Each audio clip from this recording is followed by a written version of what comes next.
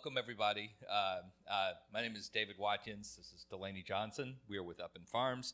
We're going to introduce JJ Smith from NRCS, and we're flipping the order of our sessions today because JJ is kind enough to come here, even though he's got another booking, but he's going to give his presentation on contracting first. So we're going to do that. Oh, no, hey, you can walk on around. You can come through either way. Either way, it's fine with us.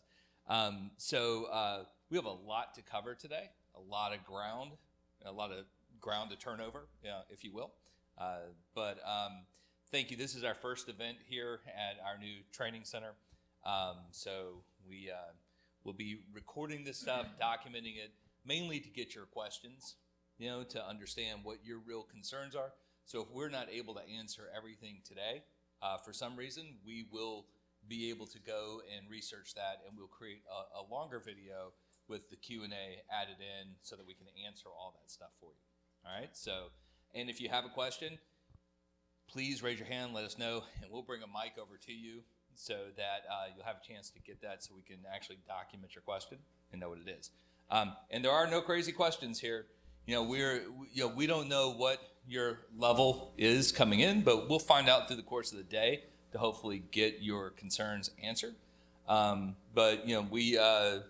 We are here to work with anyone from beginning farmers to farmers who are much more experienced, have a lot of challenges just understanding what it is that you're doing with conservation practices. If you get them, how you manage the contracts for them, what the underlying issues are, and we can help you strategize about that as well. And then if you are actively doing practices, we can help you support those and work on conservation planning. We'll help do all of those things. All right, and I am going to hand this over now. Mr. Watts, there you go. All right. I called you JJ Watts a minute ago. Oh, that's fine. That's right. Yeah. I wish I had his money. Yeah. There you okay. All right, good morning, everybody. My name is JJ Smith. I'm working for the Natural Resources Conservation Service. How many people have heard of the Natural Resources Conservation Service, NRCS? Everybody. All right, so I don't have to give you the spiel. That's good. All right, I am the area resource conservationist. What I do is manage contracts for the area, train for the area. I try to provide our employees with the proper resources so that they can provide it to you. All right, so today, what we're going to do is we're going to talk a little bit about the application process for our two main programs. First program is the Environmental Quality Incentive Program, more affectionately known as EQIP. How many people have heard of EQIP? All right, I'm preaching to the choir. This is going to be easy. All right, EQIP. EQIP is a private lands program. What you need to do if you're interested in EQIP and you have some resource concerns. One of our main resource concerns in this area is the grazing land resource concern, where we have presently in this drought a lack of water. Okay, so we have a lack of water on your place. We can come in and help you with a watering facility. Okay, in the watering facility, we'll provide a trough, we'll provide a heavy use area, and we'll provide a line from community water to that trough. And if necessary, if you have a situation where you do not have community water available, we can possibly provide a well. But what we don't want to do when we're providing these items is create another resource concern. So I think one of Mr. Delaney's points was, how do we address these resource concerns and what practices actually go together?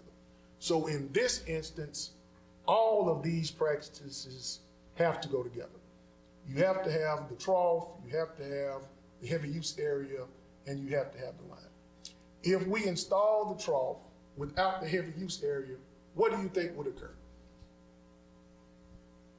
The water would just sit there. Well, the water would sit there, but the water is for whatever animals you have, correct? All right. What are the animals going to do? They're going to drink the water, right? So if you ever seen cows or small ruminants, do they say, hey, one at a time? You go first? No. All of them are going to congregate around that watering facility. correct? And if we didn't have a pad there, we would create another resource concern because they would constantly erode the area around that water facility.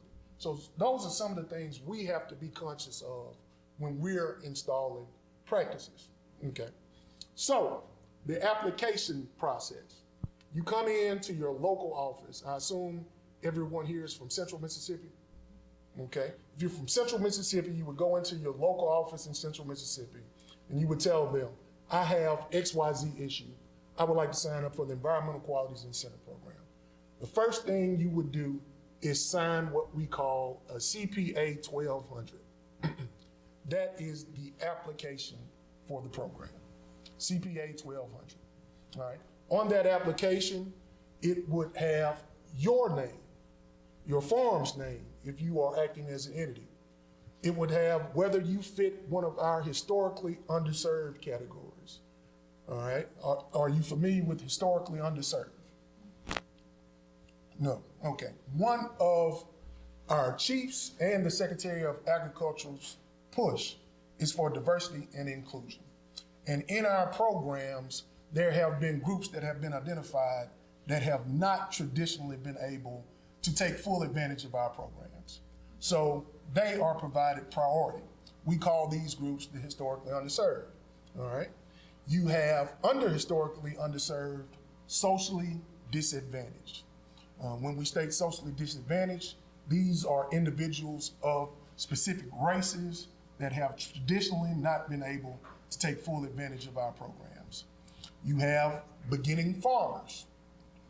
Beginning farmers are individuals who have farmed for less than 10 years, okay? And they have not filed a Schedule F with the IRS. So if you can show us 1 year in the last 10 years where you have not filed a Schedule F with the NRCS, you are eligible for beginning farmer status, all right? We have veteran farmers. These are individuals who have served, that have been honorably discharged and presently farm, all right? And we also have what we call limited resource producers. The limited resource producers are individuals who are at or below the median poverty level for the county. In each one of these categories, you are eligible for higher cost compensation rates than you are for what we call our base category. The base category are those individuals who do not fit any of those historically underserved categories.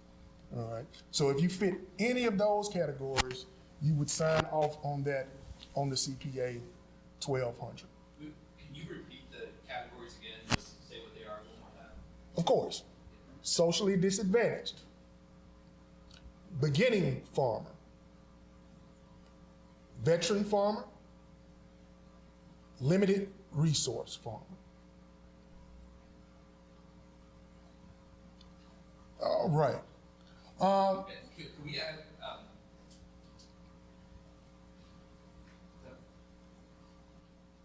can we get a show of hands real quick if any of you fall into those categories? All right, can we get a show of hands if any of you think you don't fall into those categories? All right, so maybe, I don't know. Okay, all right, but probably that everybody in here would fall into one of those categories. Yeah. Yeah. Yeah. There's opportunities for all in that. Excellent. And what is the impact of that of having that status? Okay. Well, there are two impacts. We do have specific funding pools for certain categories.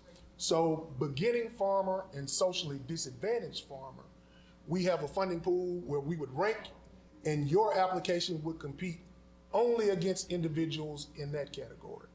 So when you think about it, traditionally what we've had is people come in, they sign up, they're more your conventional type farmer, corn, soybean, cotton. And we had them competing with individuals who were smaller farmers, all right? Most times because of the acreage they had and more resource concerns that they were addressing, their applications ranked higher than those individuals. And it was possible that we were missing a lot of people that we could actually help. So what occurred was there were specific funding pools created to provide those individuals an opportunity to compete against each other. And that guaranteed that we would have a good representation of all type farmers in our program. So like I said, that was definitely one of the Secretary of Agriculture's and one of the chief's push, and we carried that out in the state of Mississippi with that in mind. That's really helpful. So of all the money that's out there, it used to be that everybody is competing. So these are applications, right? Correct. These are applications. You still compete. It's just the pool you compete in. Think of it this way. I'm competing in my public swimming pool instead of competing in the Atlantic Ocean. I have a greater chance in my public swimming pool than I do swimming out in the ocean with the bigger fish. All right. And just to clarify that too, when you say competing, you know, how are people judged on that? Okay. Are you going to get to that? Is that part of? Hey, this is excellent here. Okay. I mean, it stops me from just talking off the cuff, answering specific questions. I love it. Yes. Okay. So you are actually ranked. You come in and you are ranked based on the resource concerns and the practices that you wish to put in that address those resource concerns. The first thing we do, somebody comes out, looks at your place, and we do what we call an assessment. The assessment judges what resource concerns you have out there, and we'll judge all of them. You may only want 2 things. You may only want to spray and put a fence up, but our conservationists are going to come out and judge every resource concern. They may come out and see that you have an erosion issue by your road, or you have an issue where, like we talked about previously, your animals are all congregating in one place. Or they may come out to your forest land and see that you have a significant amount of underbrush that would benefit from a prescribed fire. So we're gonna look at all of those resource concerns. We're gonna come in and we're gonna do an assessment. Then we're gonna take the practices that you wish to install and we're gonna put them through a ranking process. They're gonna be ranked versus other individuals, like we stated, in the pools that you qualify for. And if your application at that point fits a certain threshold for ranking, which we call a cutoff line, if your application is above that cutoff line, then we'll send you what we call a pre-approval letter, telling you tentatively we have enough funding to fund your application. Would you like to proceed? Okay. If you would like to proceed at that point, we'll develop your conservation plan, we'll develop your contract, we'll develop your maps, we'll develop what we call IR documents, which is information required. When you leave that office, we want you to have everything you need to be able to implement the practices that you requested. And if you don't have that, you need to check with the individual in that office or call the area office, because you should not be going out trying to install practices blindly. Because number one, if it is not installed to our specifications, we cannot compensate you for it. So you definitely need to make sure that you have the specifications before you go out and start implementing your practices. We see that a lot with fencing. I mean, I'm old school myself. I pulled a mini barbed wire fence line and tacked it to a tree. But we can't do that in NRCS. You know, it's a totally different specification. So before you go out and start implementing things on your own, make sure you have those specifications. But let me make sure I heard something in here correctly. So basically, you're coming out there as NRCS, and if anybody is interested, they can call you, and you'll come out there and do a scout. You'll inspect their farm. Absolutely. And what you're looking for are underlying resource concerns, right? Correct. So you're looking at air, you're looking at soil, you're looking at water, plant, you know, do they have good quality for growing plant, you know, in animal habitat, things like that. Correct. So you're looking to do an assessment of where things stand in that. And let's say my land is perfect. I've got a perfectly set up farm right now. I'm not necessarily going to rank higher because my land is perfect. Is that right? Not necessarily. It depends on what you choose to address that resource concern. But If I have no resource concern. Yeah. Now, if you have no resource concerns, then it will be difficult for us to help you. But perfection is extremely difficult. Let me put it like that. Let's say you have a pristine pasture, 200 acres, and you have presently 4 grazing cells, okay? And then you want to institute an intensive rotational grazing system. We can still come in and help you with additional cross fencing to implement that intensive rotational grazing, even though your pasture is already set up well. We can help enhance that. So when you're enhancing it, it's because there's a specific resource concern associated with that enhancement. Is that correct? That is correct. Okay. In instance of that grazing, can you give us an example of what a concern might be that's being addressed? All right, forage quality, amount of forage. Okay. All right. Gotcha. How would you address the forage? You just have to plant other things? Well, that's what the intensive rotational grazing system is for. Okay. All right, so you go in, and when the forage gets to XYZ height, say 4 inches, you must move them to additional paddock so you don't overgraze. I know you've seen paddocks out here where people have horses, cows, and they graze into the ground. Yeah. And some folks start feeding hay in the summer because of it. If you can institute a prescribed grazing, like we call it, system, where you are rotating those animals when the forage gets to a specific height, you can maximize the use of that forage. You know, a lot of people have one paddock, cows, or whatever animal, overgraze the whole paddock. You know, so we want to institute a system where you are rotating them and utilizing that forage more wisely. Gotcha. Does that make a little more sense to everybody? So if my land happens to be perfect, I may not have any, which is highly unlikely. Right. I may not have any resource concerns. And if I don't have any resource concerns, then NRCS has nothing really to support in that. I disagree. You disagree? I Please disagree. Correct me. I disagree. We may not have anything that supports you in the environmental qualities incentive program, but there is a program called the Conservation Stewardship Program. Stewardship.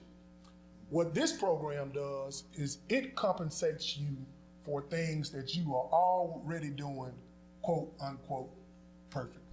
So there's another program and it's not just EQIP. That's correct. Okay. All right. So in the Conservation Stewardship Program, you're required to offer all of the acres that you have under your control in one of 2 categories. It would be NIPF, which is non-industrial private forest land, or ag lands. Ag lands would be whatever cropland or whatever pasture land you had under your control.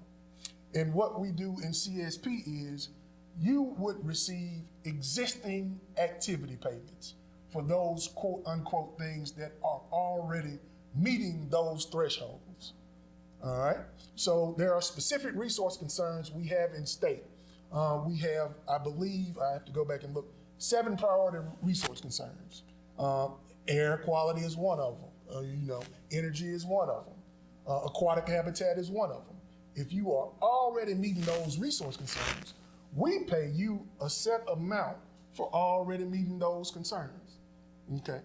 But as always, we say things are not always perfect. We have what we call actual enhancements. So if you're already doing rotational grazing or you're already feeding supplements, and we say that's good. But how often do you rotate those supplements to keep those animals from congregating in a specific area? We can add additional funds to you for doing that more frequently. Okay, so there's also a wildlife resource concern in pasture. If you, like my family, we just go out there and we cut. We grab the bush out and we cut. But we have a system where we'll allow you to do the same thing, utilizing your bush hog, but you do it in an inside-out manner, allowing the wildlife to flush instead of potentially killing a lot of that wildlife. And that is an actual enhancement. So there are a lot of different things. I mean, it's over 200 enhancements. So entire activity list, and I can get that to Mr. Johnson, you know, if it's something you all may be interested in, that we can actually compensate you for going above and beyond doing. This is great. Yeah. Let me get you a microphone back here. Yes, sir. I don't think I need a microphone. Well, this is for. He wants to record. Yeah, I didn't think I needed one either. You have a lovely one. Yeah. My question is this. Do you also consider and provide funding for, say, a property or land that was once the site for maybe an environmentally unfriendly business, a business that may have been a site of a chemical plant? Or do you provide any funds to enhance property that's on the contaminated level, but it can be brought back to life? Do you do anything with that? All right. For areas you're talking about, contaminated areas and browns fields, generally, no. Because we have to fill out what we call an environmental assessment prior to even contracting you. So if we see those issues and it's nothing that could have been mitigated and it's still present, generally, no. I recently was in Washington, D.C. I work for the easements program, and they wanted to put an easement in the state of Texas. All right, you can imagine in the state of Texas what you have everywhere. Petroleum. All right, this was an old petroleum site where there was a lot of petroleum waste. They had records when we went in and looked at previous environmental issues, spills, things of that nature that we couldn't have. We didn't have documentation of mitigation for. So I had to make the recommendation that we not put this site into an easement. It's not conducive to the government in utilizing funds in a situation like this. Because once we do so, especially in the easement is in perpetuity, we own it. We have to fix it. If it rains 40 days and 40 nights and it starts moving off of that place, we have to mitigate it. So that's a situation most times that we won't go in and try to accept the liability for, just being honest. So this second part to that question.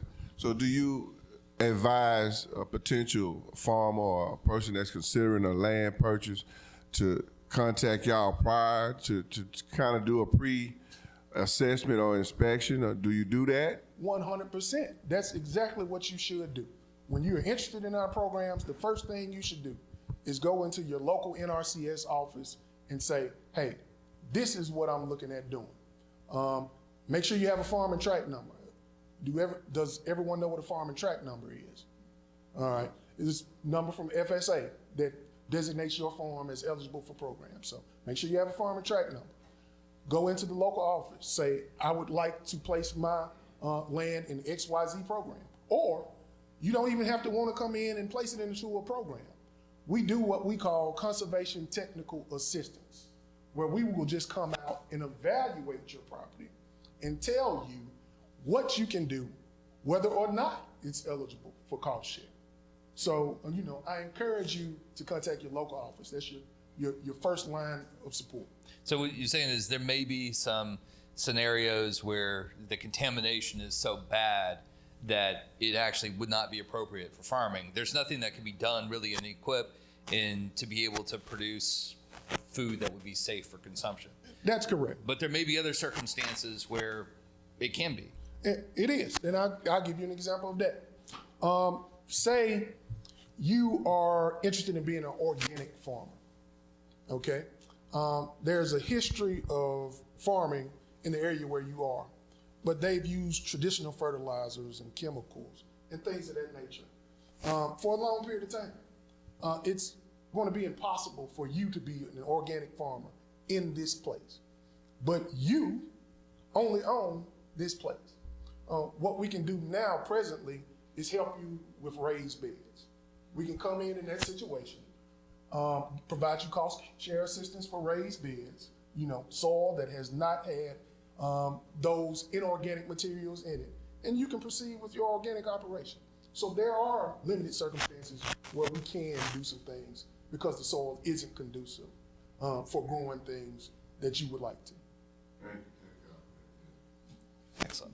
Excellent. I have a follow-up question on that. So about some of these, I guess when you look at the overall resource concerns and the kind of variations of them, there are about, what, 45 resource concerns, 47, something like that? Lost count. Yeah, they're something like that. Yeah.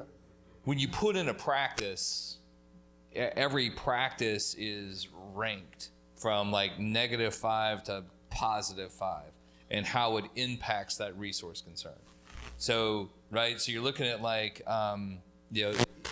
any practice, micro irrigation, for example, anything like that. Then you go through each resource concern and say, how does this impact, wind erosion, soil erosion, animal habitat, aquatic habitat, air quality, all of these things. And from a scale of -5 to +5, they're going to rank it. A lot of those things are neutral. What you want in these practices, though, is that you want a positive score, right? Correct. You're looking for these practices. They have a positive impact on this. They will enhance your ability to mitigate soil erosion, for example, in that. But it may be that some of these practices have some negative consequences too. They may have a bunch of positives and a couple of negatives, and that's why you have to have other practices connected with them. That's correct. And what you're talking about is what we call SEEP, and it ranks everything from -5 to 5. And behind the scenes in our ranking program, that is taken into account. But there are also additional factors taken into account into our ranking process, like location. Are you in an area that is environmentally sensitive? Are you in an area that traditionally has threatened and endangered species that we can help? So there are a lot more factors just than the -5 to 5. And I couldn't tell you what made all the bells ring behind the scenes. And I don't think many of our developers could probably tell you what made all of the bells ring behind the scenes. But like you stated, it has to have a positive environmental impact in order for us to give you a positive ranking score. So and you're talking about the contract as a whole. So the package of practices that would be. Correct. So, and that's why it's generally not one practice that you're end up applying for. It's like 4, 5, 3. It's a combination of practices to offset any potential negatives in there. Yeah, and that's correct. And I'll give people this caveat. Don't coach, but I coach. If you sign up for one practice, a lot of people come in and the only thing they want to do is spray. Practice code 315. Only thing they want to do is spray the pasture. I got weeds, I want to spray. Odds are you are not going to rank out because you are only addressing one resource concern. And you have other applicants in your pool that may be addressing multiple resource concerns. So if they're addressing multiple and you're addressing one, even if your one is the worst one in the world, it's very, very rare that you would outrank them. So be conscious of that. So if a conservationist comes in after you talk to them and says, okay, we also see these issues. What do you think about implementing some of these things? They don't coach either, but they coach. All right. So the government is actually paying you to come in and have a contract to basically be a steward of the environment. That is correct. Sense. Okay. All right. That is correct. All right. But all those practices as well. And I want to make sure I'm clear on this because I'm not 100% sure. Okay. When they're going through and creating the practices, and I know this is done in some Delaney and I were talking about this the other day. It's like we wonder what practices they were attempting to create that never made it through the process because they tried it, they worked it out there and said, oh, it doesn't have the environmental impact that we were looking for. So there's a whole room back there of practices that didn't make it through. There are rooms of practices that didn't make it through. There are some that made it through that were so controversial that they were removed. And I can provide you one. We're in Mississippi. A lot of diesel tractors in Mississippi. I don't think anybody's averse to a diesel tractor. All right. In California, they had quite a few diesel tractors, if you would imagine. One of those enhancements was to actually decommission those tractors. They went in with the drill and they drilled holes into the engine block so they were no longer usable. These were perfectly good tractors. So you can imagine how a lot of people felt about destroying things that somebody could actually utilize to produce something valuable. And that created a lot of controversy elsewhere. So that, you know, whether you like it or not, was discontinued.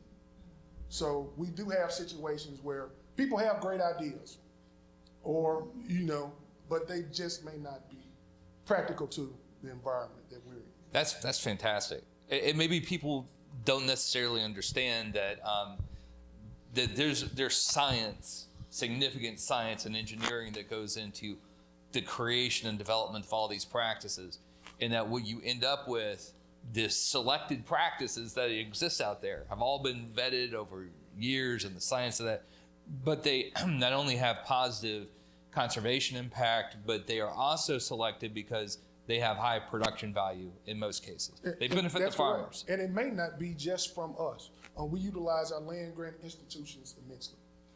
They do a lot of research that tells us what is or isn't beneficial. And then once that is vetted, has been reviewed, we'll incorporate some of those things into what we're doing. We'll actually provide you some of their literature if we think it will be beneficial in installing your practice. So we do not just depend on ourselves. You know, we have to use the village. You know. So when you come into an agreement, oh, here's a question right here. Yes, ma'am. Yeah, give me this. When it comes to trying to see, I talked to the Canton office, so I'm farming in Canton. So I've talked to Philip and Henry. Yeah. Know them well. And I ask them all the time, like, what is the need? Like, and they're like, oh, you know, it's like taboo. We can't tell you, you know, you gotta know what you want to do. But if you're a beginning farmer, like, I don't want to go and get all these goats if we don't need more goats. I don't want to go and plant an orchard if an orchard isn't going to do good in zone 8. Like, you don't have to coach me on what to plant or what to get involved in. But if you're a beginner, you would like to know what the blueprint would be. I looked up catfish farming. My husband's like, oh, they did that decades ago. It's oversaturated now. We looked up starting a chicken house. It's like, if you're a farmer, you want to kind of, I guess, go with something that's needed.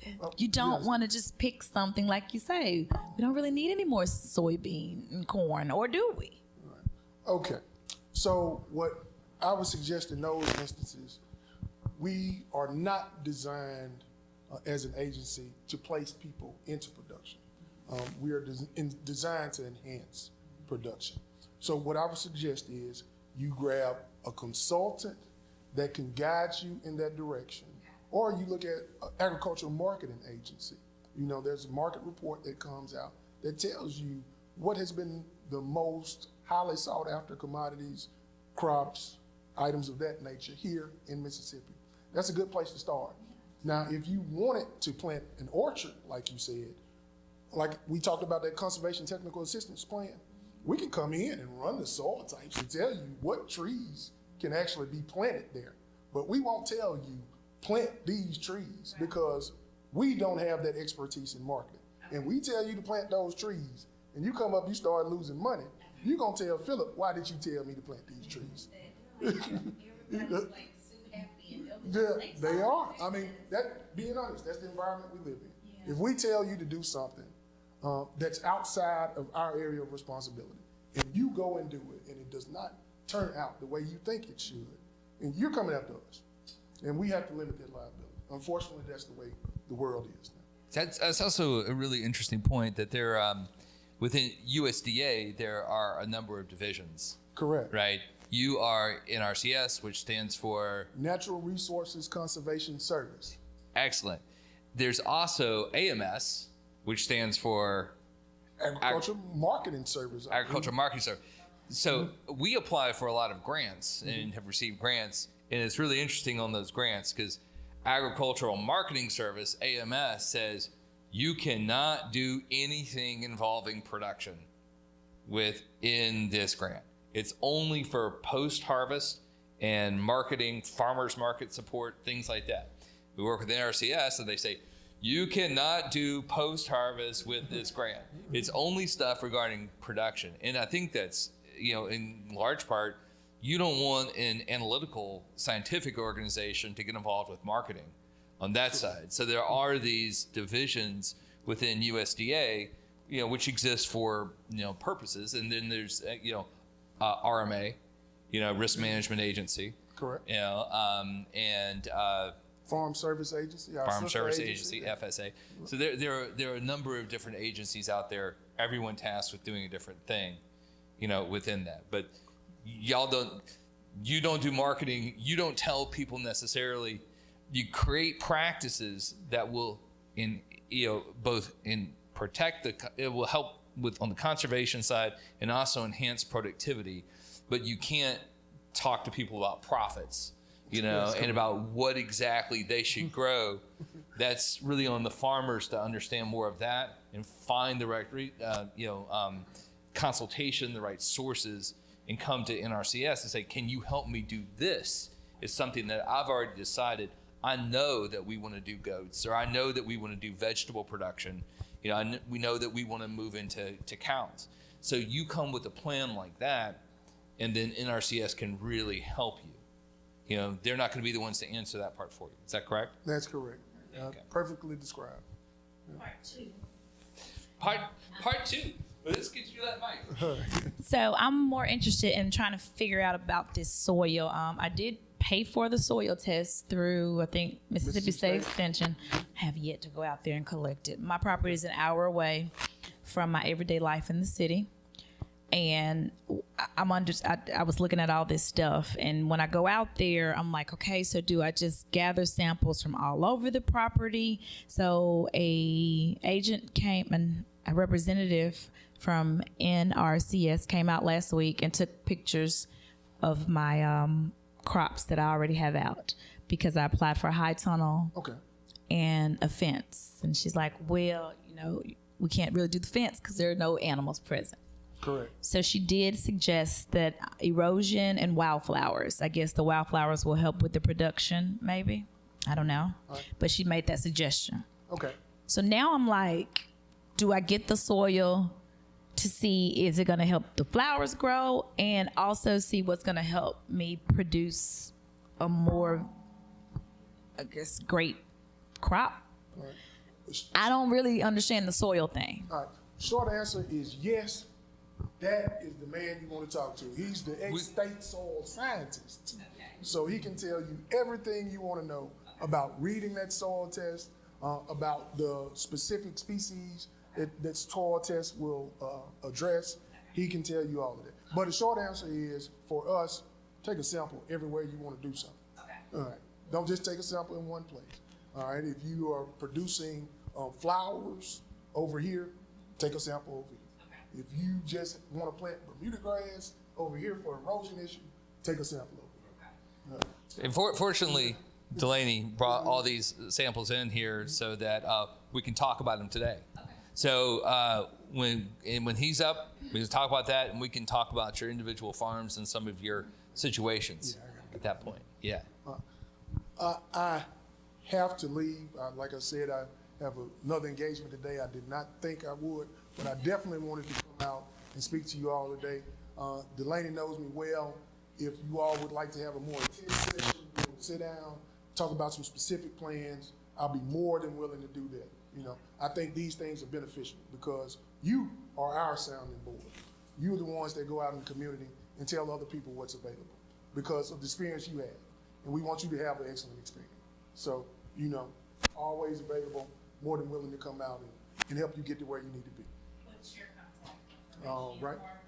I don't have a card with me, but you get it to me. Yeah, if everybody signs in on here and make sure that everything is readable, then we will send everybody an email out after this, not only with the contact information, but we'll put together another video and we'll send that out too. All right. I'm going to leave you in the hands of Mr. Julius Johnson. He's my area soil conservationist, and presently he's serving as the acting urban conservationists. So if you have some questions about some of the newer urban practices we have, hit up Julius and test him with the fire, and then let me know how he does. Thank you. All right. Thank you all. It's a pleasure Excellent, being here. excellent. Thank you so much.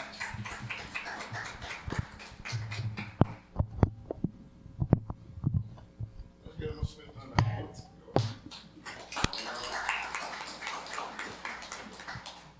There's a valuable Walk in. resource of information that he has performed it, and he knows about it, and he can go in depth with you. Like Alabama and the SECs. Sometimes on the field you see that first string, that's it. But he can go 4 deep on you still be able to tell you something that's Hopefully we don't have a situation like we had in Texas where the winning coach and the losing coach get fired after the game. You know, Right. never seen that before. But we gonna try to maintain. You all are great. Thank you. Thank you.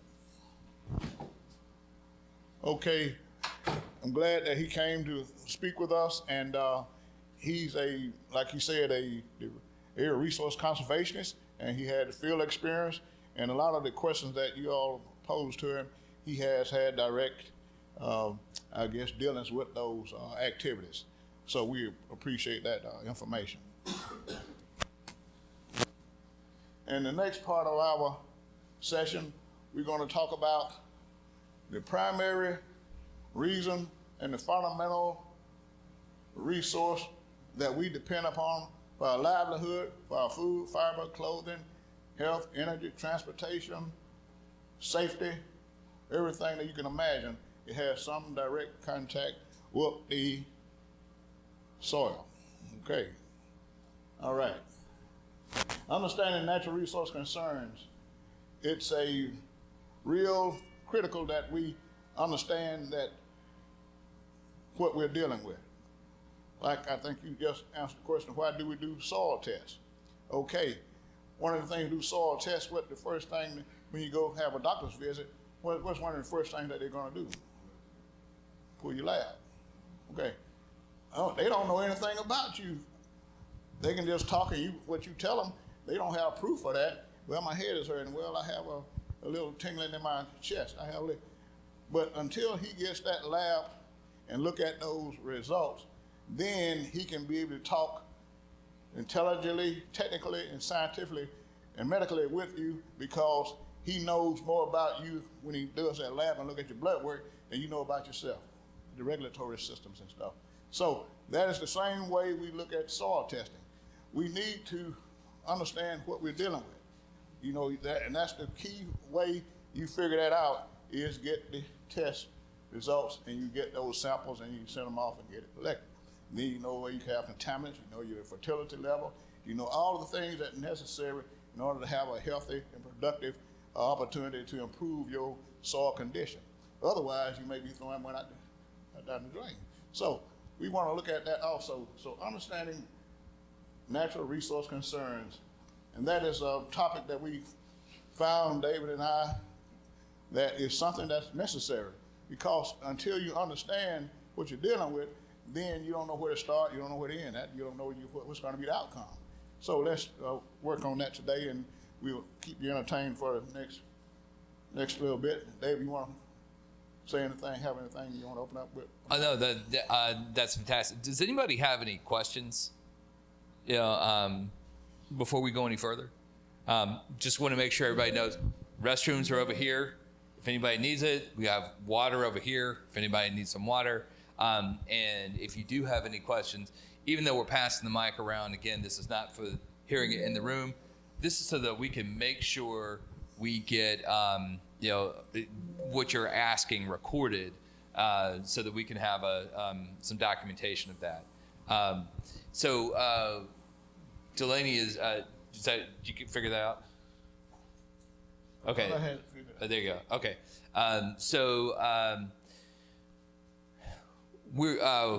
We'd like to, let's see, is that working on the advance? Let's see, might have to click back on the screen here with the mouse. All right, there we go. So it should be working now. All right, there we go. Okay. just had to click off of that for a sec.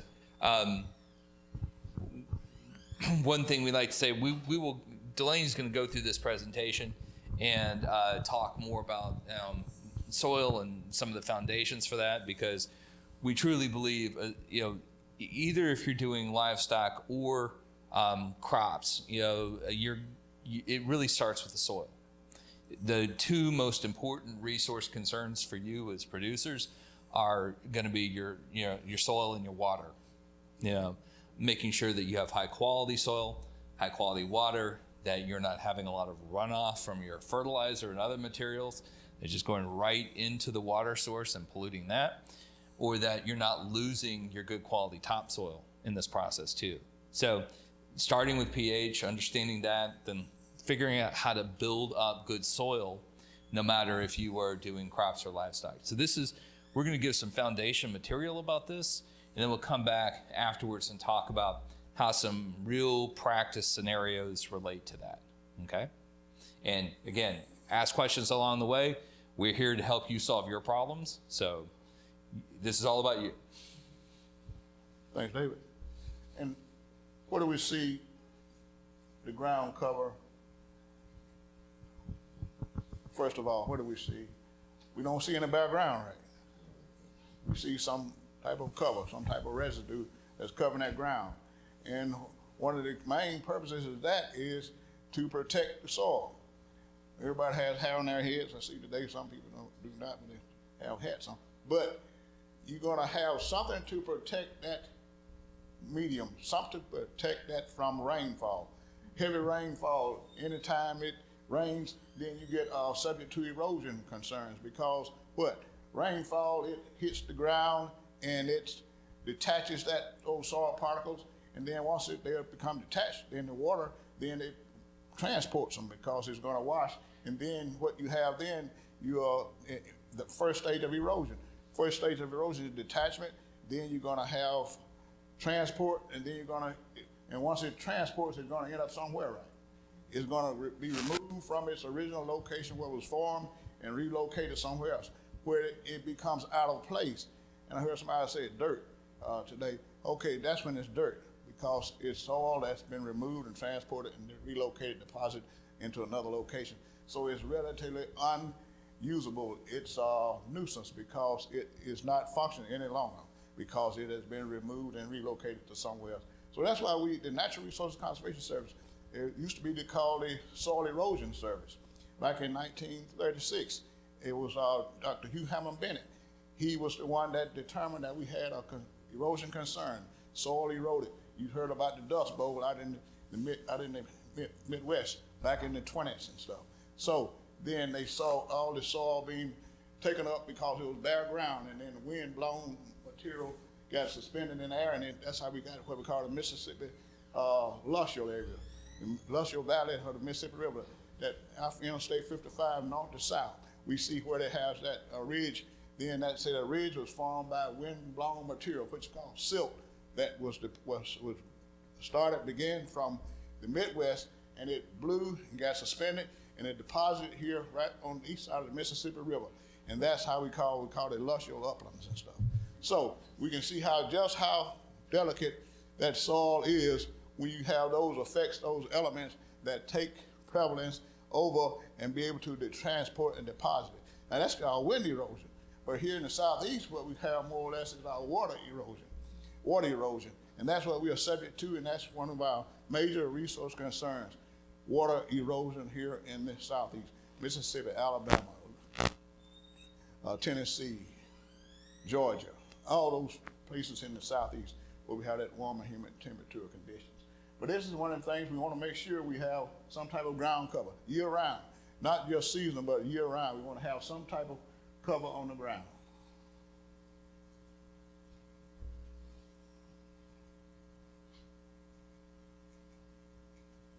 Okay, a natural resource of concern. Let's get back to just what we call definitions in our English. Concern is relate to about. Okay, about what? Okay, a natural resources are materials from the earth that are used to support life and to meet the needs of people. Everything is centered around humanity. Everything is centered around how it's going to benefit us. And then also, sometimes we get selfish. How's it going to benefit me? But I know we don't, not selfish people in the day, so we want to just keep it real here.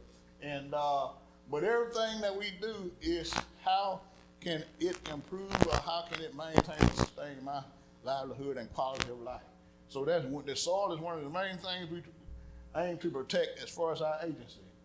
And also the substance of all, but other natural resources, air, sunlight, soil, and water. And that's where we come in at, as far as the NRCS is our soil and water. Soil and water, soil and water. That's our specialty, and that is where we at Up and Farm, we help accommodate those efforts with protecting the soil and water resources. And we share the information with you as farmers and producers, as landowners, to help be stewards, good stewards of those soil and water resources. Because if not, then what? We say everything is for the humanity and our welfare. And if it's gone, if it's perished, then what? Then we're gonna follow suit. Okay, the soil itself. Okay, we see that soil. We see it looking at a 3-dimension, a soil pit. That was something that we do as far as being able to inventory, looking at soils in a horizontal and vertical pattern. We see the surface up top. You see the grass, you see that root, and you see that lighter color material right below the grass. Okay, that's your topsoil. That's your, what we call our A horizon, our surface layer. That material right up top. That's what you see. So it's called, you said the horizon? The A horizon. The A horizon. A horizon. Horizons are just, it's a horizontal layer, and that we associate in our soil's terminology is a horizon. And then you look at right down below, it's the subsurface zone. Then that subsurface zone, that roots penetrate down into that zone also. It is one of the zones that we look at as far as tillage down into that zone, because roots they extend down into that layer. Are you talking right in here? Yes, right down in there. Right there. Okay. Yeah, that's called your subsurface. That's not your subsoil yet. Okay, going down to that gray scene, pretty much in there. Right there. Now that's what your subsoil is beginning at. Your subsoil. So you have 3 layers we just indicated. You have your surface layer, your topsoil. That's A horizon. You have your subsurface. That's your alluvial horizon. That's where your materials that had clay, but the clay has precipitated down, so it is not as clay as the subsoil, but it has a appreciable amount of clay in it, but it's not as clay no longer as your subsoil. So it makes favorable for root distribution, root penetration down into that zone, in that subsurface level. Okay, down in your subsoil, then that's where you have your water retention. It is aquitard. Then your water, your rainfall, your infiltration of your water, it moves down to that zone. We'll look at it in another way in a minute. But it stops there, then it buffers back up into your rooting zone, so that allows plant root uptake of our water and nutrients in that zone, in that top 24 centimeters. That is your major zone that most agricultural users are interested in, that upper part. But the whole soil makeup is that whole depth, what you see right there, the whole vertical depth. That's your soil. And we have a name for that. But we're not going to go into that today. That's another time. But that upper 20 inches, upper 20 centimeters, 24 centimeters, that's your major 12 inches. That's your major rooting zone. That's what we're trying to really concentrate on as agriculture, especially crop producers, livestock producers, as hay and pasture land producers. Then that is the critical zone right there, that layer, that surface, A horizon, subsurface, and the top up part of the subsoil. That's your zone. So I have a question about that before you change that slide real quick. So down here, what we're looking at is something that in order to get here, this pushes up over time. Weathers. It weathers. Right. It weathers. So what we have down here just ends up essentially eroding, or it weathers, and it becomes this. Yeah. But we're talking about tens of thousands of years in order for this to happen. So, which means that when you're getting here and you've got precious soil here, that is the result of many, many, many, many years of the earth doing its work to provide that. And then when we mistreat that, then this stuff can just go away in a second. It can go away in a second, or storms, and other things like that too. And so when we're talking about conservation practices, we're talking about really setting up your farm. We're trying to mitigate that so you can keep this part intact. That part, that 20 inches right there where your roots are going to go down to, and try to get all of their food and water that they need in order to grow. That area is what we're really looking to protect. I think we had a question back here. Right. We'll bring you the microphone. Yes, sir. Quick question. I think you just answered it, but so are you saying that the soil pretty much weathers or matures from the bottom up? From the bottom up, the soil forming factors, organisms, time, relief, parent material, all that are factors on the weathering. At one time, it was like solid consolidated bedrock, and then bedrock in these particular soils, weathering processes, it converted into a unconsolidated mantle. That's material that is workable, that is tillable, that is suitable for growing plants. So therefore it's, like I said, at one time, it was solid bedrock, but weathering processes over thousands and thousands of years develop us what we have soil. Now that's why we say it's so critical. If it took thousands and thousands of years for us to realize this material that we farm and our growth, our livelihood, our food, fiber, and clothing, if it's gone, then, I mean, we won't be around to see when it comes back, put it that way. So we need to try to maintain it and be good stewards while it's here, because it's been so much of it eroded. We see our streams, they are red colors, they are milky colors, they are off color, they are not clear water any longer, because what? Runoff, erosion has, sediments have come into our streams and rivers and reservoirs and lakes and caused them to form a different color. Then that impairs our water quality. It's no longer suited for certain activities like swimming, wildlife, aquatics and stuff, because we have allowed erosion to take place, which have polluted our streams and made them become impaired and unsafe. And this, I just got one quick question. Yes. Within that, you said it was 24 or something. I don't know if you said 24 centimeters. 20. Within that 24 centimeters, based on that soil test, or within that frame, you can tell if that's land that you want to deal with or not. Right. That's one of the factors. At the same time, you got to look at the texture. You got to look at the compactability, how tight it is, and also how steep it is, relief. If it's real hilly, then it might be a limitation there. And also, it's a wetness concerns that we have also. If it stays flooded or ponded or wet all the time, it's in a low-lying area, that would be a factor. So, when you mentioned the color, if the land was, say, contaminated or bad, what would the color be?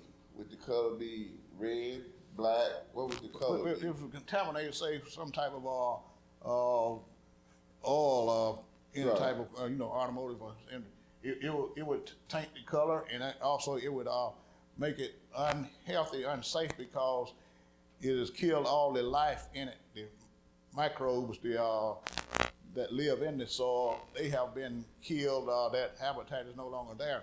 So that's what makes the soil bad, or unfertile, or unhealthy, because anytime life is in the soil where they can restore it and cleanse it up. But you have overconsumption of, like say, used motor oil, somebody just dumped it, some type of chemicals that's got dumped there. Then that has removed the life of that soil, and it has become relatively unlivable any longer, because once it becomes that condition, it cannot grow plants. It's not going to sustain plants and stuff. So it's relatively unusable. So what you have to do is treat it and try to restore it back to some type of form of production, or some form of quality, And the one way to do that is through different practices that will be prescribed by a study in order to make sure they understand what you have there. Because like we said, you need to know what you're treating in order to make it reusable again. Hey, Delaney, I have a question for you too on this particular slide. So when we're talking about, and I'm kind of anticipating where we might be going with this, but I'm not 100% clear, and I want to get some clarification from you on this. So as we're moving up from here, it's not just weathering as we're getting closer to the top, but microorganisms play a big part in this, in continuing to break up this, and then the waste from the microorganisms also becomes part of the organic matter that's within it. So there's an incredible amount of life that is in this area that contributes to breaking up some of that bedrock and then creating your organic matter that is needed. And ultimately, what we're looking for is something that's semi-porous within here, so that water can move through it, but not too much, not too fast, and so that minerals can be released, the food can be released from the soil and taken up by the roots. So it's just like, hey, be free. And then the little food's going up there, and then the roots take them up. So so much of this is about making sure that ecosystem within that environment is just right, so that those plants can get the right food. Right. Is that correct, or did I overstate that? Yes, you're correct. With as far as aging and breaking down and weathering, that would be like your algae, your fungi, and those type of species that break down the rock. But then once you get it to the actual fertility and the nutrient generating, then that's when the microbes will come into play up in that top part, that upper part there. And we'll look at some of that in our samples here. Let me just say, I knew nothing 6 months ago. I knew nothing before Delaney started working with this, but now I'm here talking like I know a little something, So what I'm saying is, do a little study, walk around, talk with Delaney, and this stuff will rub off on you. Yes. Thank you. Okay, Dave. Okay.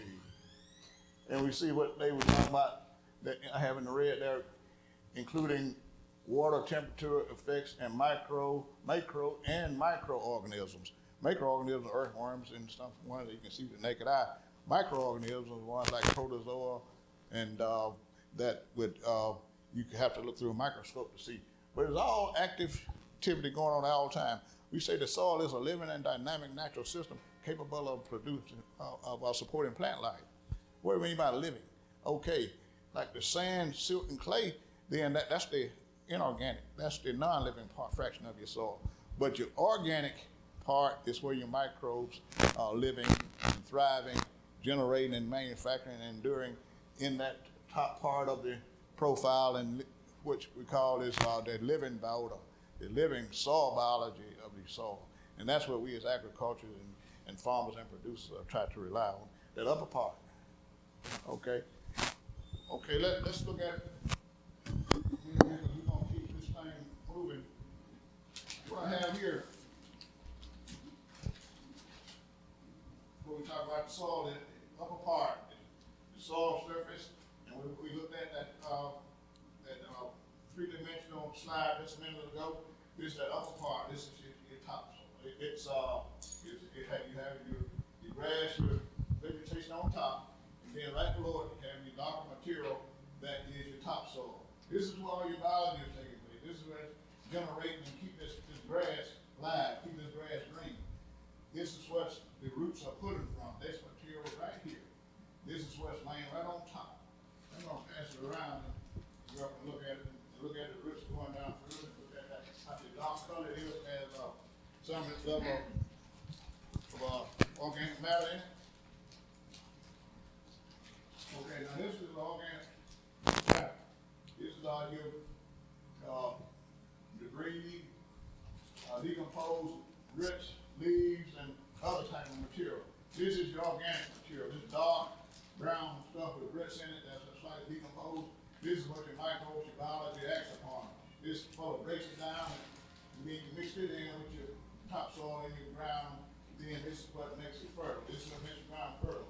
This is what your microbes rely on in order for them to maneuver and be able to get around. That's coming right in the dark color. That is your fertility, and that's turned in with your surface, and that's what makes your soil ground fertile. You might hold that too, but sometimes we get that. That's what makes your ground fertile. Okay. And this is a loam. It's right below. It's that subsurface. It's right below the soil. You see, it's a little dark. It's kind of like your topsoil, but it's not as dark. But this is what your roots go down in. It penetrates in that material, and then it forms a cast that roots can penetrate vertically, horizontal, and they all the time sending out feelers in order to suck in, absorb moisture. I got one quick question. Yeah. Is there a uniqueness of the soil from a smell standpoint? Can you smell certain soils and say, well, this is a good soil? That's right. It's like those little bugs. They excrete different smells, like actinomycetes. Once they are breaking down stuff, like decomposing, then that's the odor it gives off. When you fresh till soil, there's a certain smell it gives off. You can tell fresh. Then that's those microbes in there. That's their excrement, what they're giving off.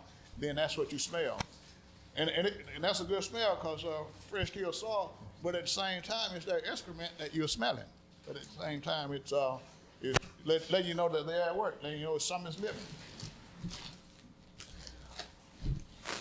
Okay. Mr. Delaney, Yeah. I need a ground cover, so I was looking into purchasing a wood chipper to just grind up a lot of those trees that's just laying around. Would that be a good ground cover? Could you state that again? I was just asking you about the ground cover, I guess best solutions, because I don't have grass out there. It's undeveloped land. I've got some grass way in the back, maybe on 10 acres, but the acreage that we've been working on, it's nothing, but and it's a lot of erosion. And I even tried to create a little waterfall feature. And like you said, it used to be clear, and now it's just so much dirt in it. It's mud.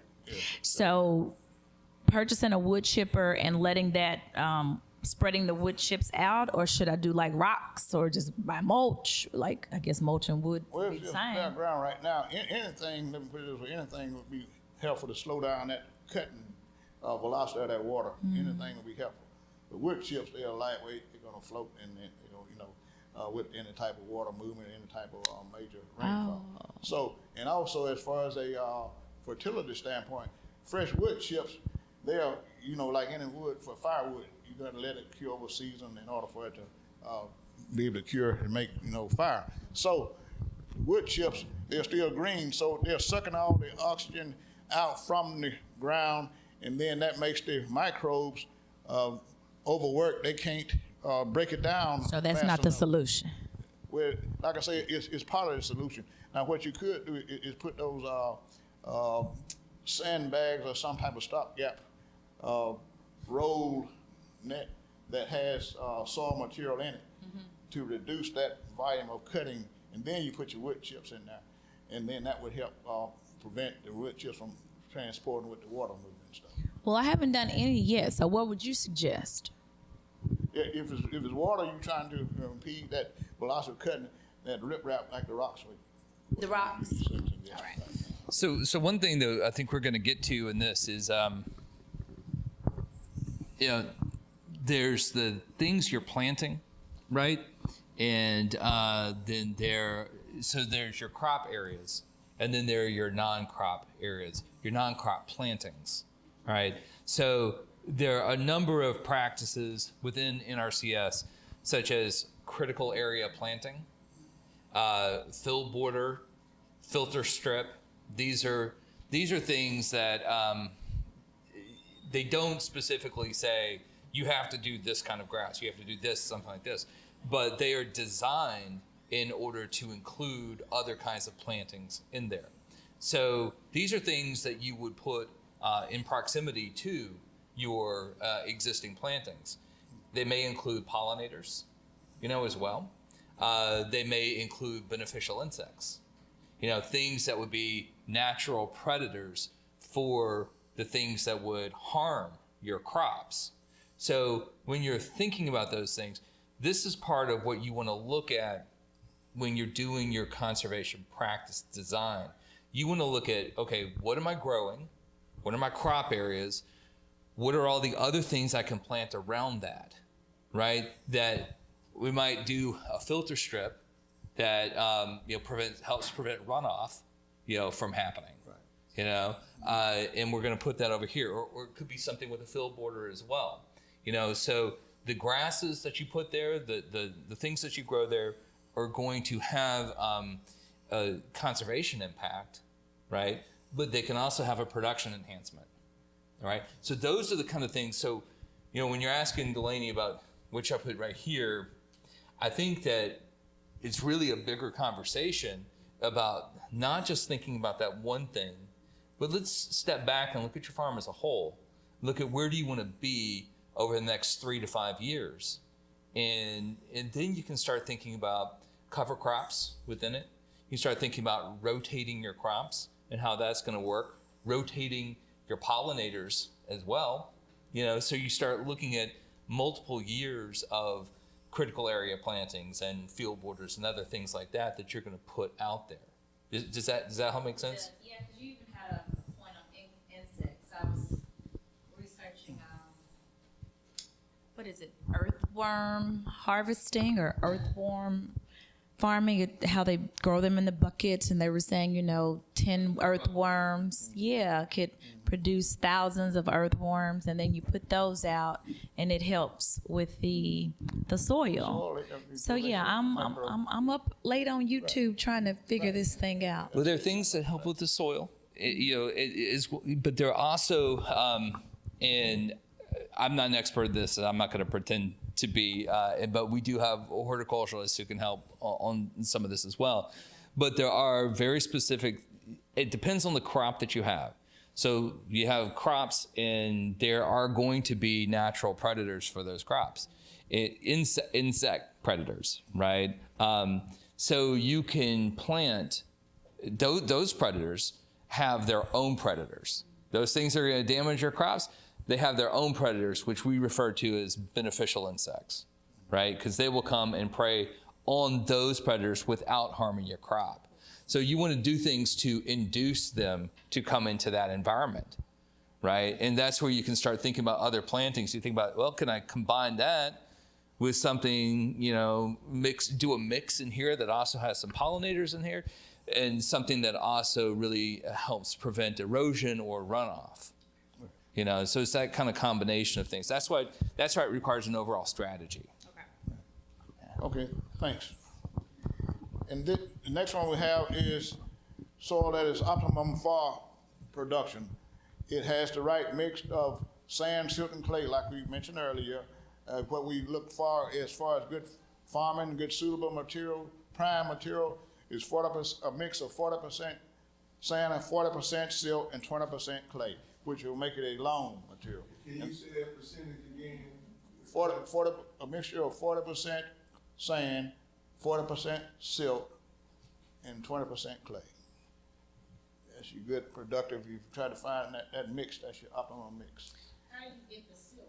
I know all of us have clay. So Right. how do we, Well, you have to compensate in some situations more clay but you're trying to get that loam textural class. You're right about that. Okay, and then the last bag we have here, it's I got this out of the Brandon area, and it's that clay, and it's what you call chalk. It's from the Jackson group. Has a lot of calcareous limestone in it, fragmented, and it is very hard. It's very hard to work. It's really not prime material for agriculture, nor residential or urban or anything, because it has a high strength swell potential, and it just cracks and it seals up and it gets hard. So the one that just passed, that's your suitable material for agriculture. And that last bag is clay, it's over 60% clay. And we said suitable, what, 20% clay? But that's over 60% clay, so that's almost all clay right there, and it is not suited for, if you find some land like that, and you, Michael, you want to buy it and say, I want to farm it, you need to go keep looking. Yeah, you go somewhere else and keep looking. You're going to go broke real quick. You're growing debt. Yeah, so that's the materials that we have. Right. With you saying that, if you get some land and it's all clay, then you would, say, hey, I'm not gonna grow anything, I'm just gonna go for pasture land? That's how you kind of change leave your... it in a native condition, and like I say, you got land like that is as far as development, any type of conversion or activity or forestry, we won't grow trees because of the high calcium content and stuff. So, and it's like pasture land is highly erodible because that's the surface. That was right on top right there. You don't have any topsoil because it's highly erodible. Okay, so therefore, you really need to consider, well, I want to invest in improving this condition in order to do most anything, because it's really soil that is really not suited for much of anything as far as use and management, as far as residential, agricultural, forestry, crops, anything, because of the clay content, because of the strength wearable capacity. And even wearable like foundation and stuff is not suited. Wow. So the branded soil, what would you recommend that to use? That can be used anything. Nothing. That's prime. That's prime. You don't have to do money improvement at all, much improvement at all for that to work that material. I guess I'm talking about the hall. Yeah, the last one. The last. Oh, last one, you don't do it. You find somewhere else. You find land somewhere else. Unless you have money to invest in improving that condition, then I would suggest we at NRCS would suggest, based on their requirements, unsuited. That's what that material we call unsuited for most uses. So there are two, I think, other really good points in that. One is that not every land is good for farming. Right. You know, it's not all good for farming, and you know, sometimes it's the luck of the draw if you already own that land. But when you're scouting for land, you know, this can help you have a better understanding of what to look for. And the other thing is, but it also doesn't prohibit you from doing things like raised beds or something like that on this land. There are other things you can do, but it may not be something that NRCS necessarily will pay you for. So you got to think of it like that too. Right. NRCS doesn't necessarily support everything that you might want to do as a producer, and you don't have to rely on them, you know, to do some of those things. Right. Yeah, exactly, Dave, because it works against our mission. Our mission is to conserve the soil, be good stewards. Like we wouldn't pay, you got a farm, you could have a land that's which 40% steep in slopes. We wouldn't pay you to sod bust that land and start trying to grow soybeans or anything type of crops on it, because once you break it up, you got that type of slope, it's just going to erode away on you. So that would be circumventing what a mission is to trying to achieve. Is conserve the land, not do things or introduce any type of practices or uses that would take away from the improvement and the conservation and the protection of it.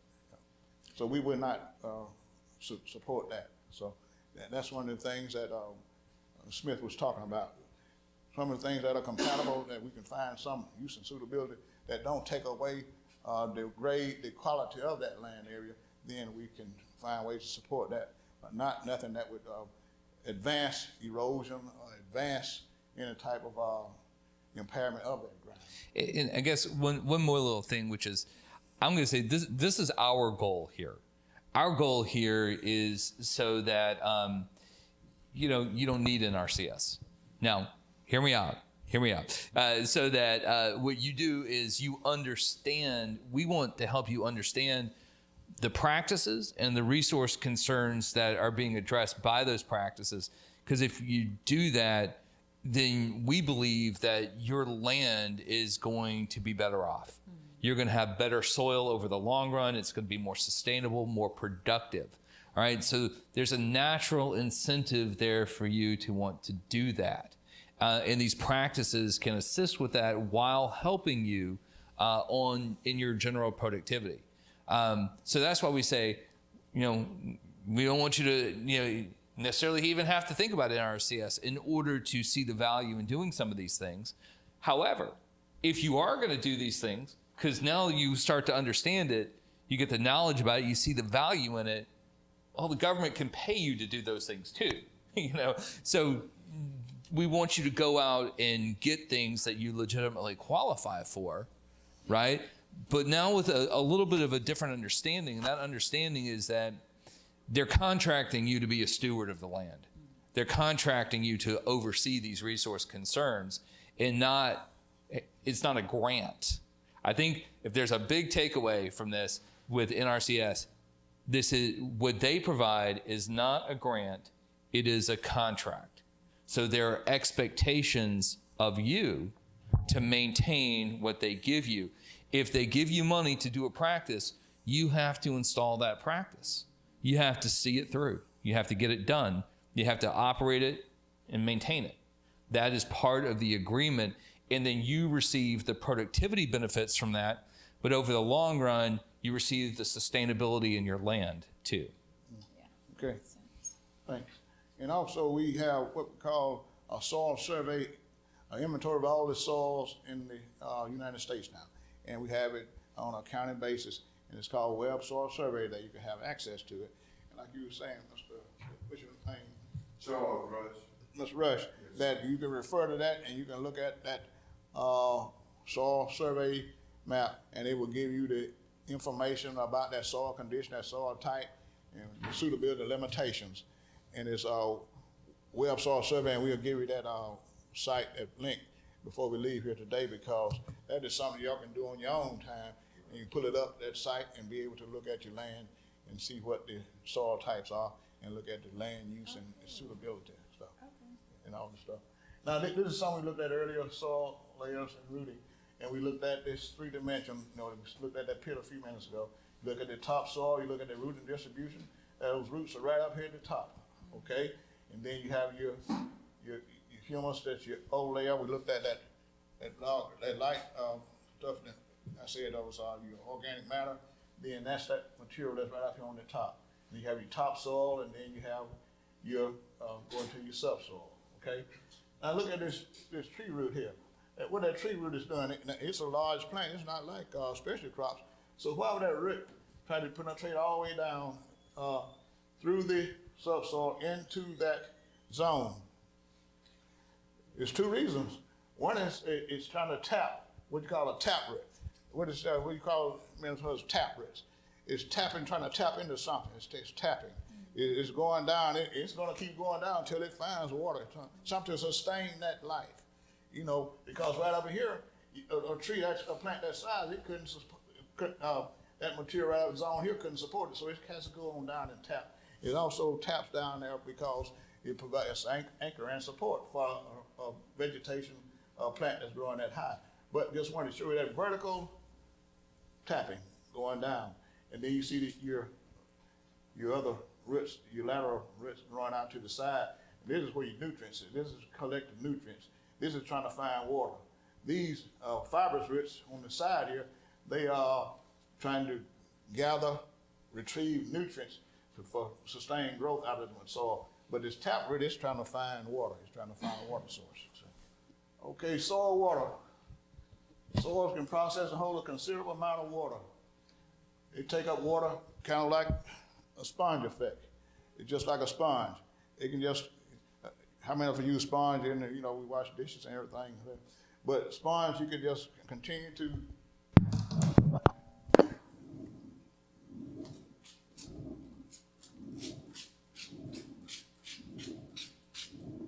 this sponge will continue to absorb that water. See, then there's a drop. But if I continue to put water on it, what's going to happen? It's going to saturate, and then you're going to have free water just kind of fall from it. And that's why we look at the soil the same way. Once you continue to introduce water into a system, it's going to get to a point where it reaches our field capacity. Field capacity is what we want in our gardens, in our fields, in our soils. Anything above field capacity, then what we call it's saturated, then it becomes waterlogged. and then you do not have the opportunity it's become what we call the oxygen that's been depleted and it's filled with water. So you do not have opportunity then for your crops to breathe. They're going to suffocate. They not suffocate, but they're going to drown. The roots are going to drown, and you're going to have where you're going to the roots cheese of the plant is going to rot because it can't breathe. Plants breathe. You got to have pore space. You have to have material in the ground, like you look at the material back there, that your plant's roots need to breathe. But like I say, this is a sponge right here, and once it reaches fill capacity, then that's optimal. Okay, anything above that, then that's water that's going to be runoff. It's going to just leave the ground and run off, and heavy rain falls, or it's going to sit there and saturate and kill your crops. We want to try to maintain that level, what we call fill capacity. This whole sponge is moist, and then roots can extract from moist because it is that capillary gravitational pull, a gravitational head in the water, then it allows that tension in order for it, the roots to pull from that soil material. But if it's waterlogged, which is full of water, then it can't breathe. It's bad. So you got to have that right optimum water level, water content in your soils mostly. So you're talking about transfer of electrons through the water, or what? What does that mean? The capillary action? Water molecules. Water molecules. Okay. Okay. Yeah, H2O, if it becomes saturated, then you have all your oxygen has been depleted because then it's been removed. All you have is material that is just inundated, saturated with water. Okay. Okay. And I'll show you that in a minute. I think maybe this might be a good time to take a 5-minute break. We're at about 10:35 right now. Let's take a 5-minute break. Everybody run to the restroom, get some water, stand up, stretch around, and we'll come back in just a sec.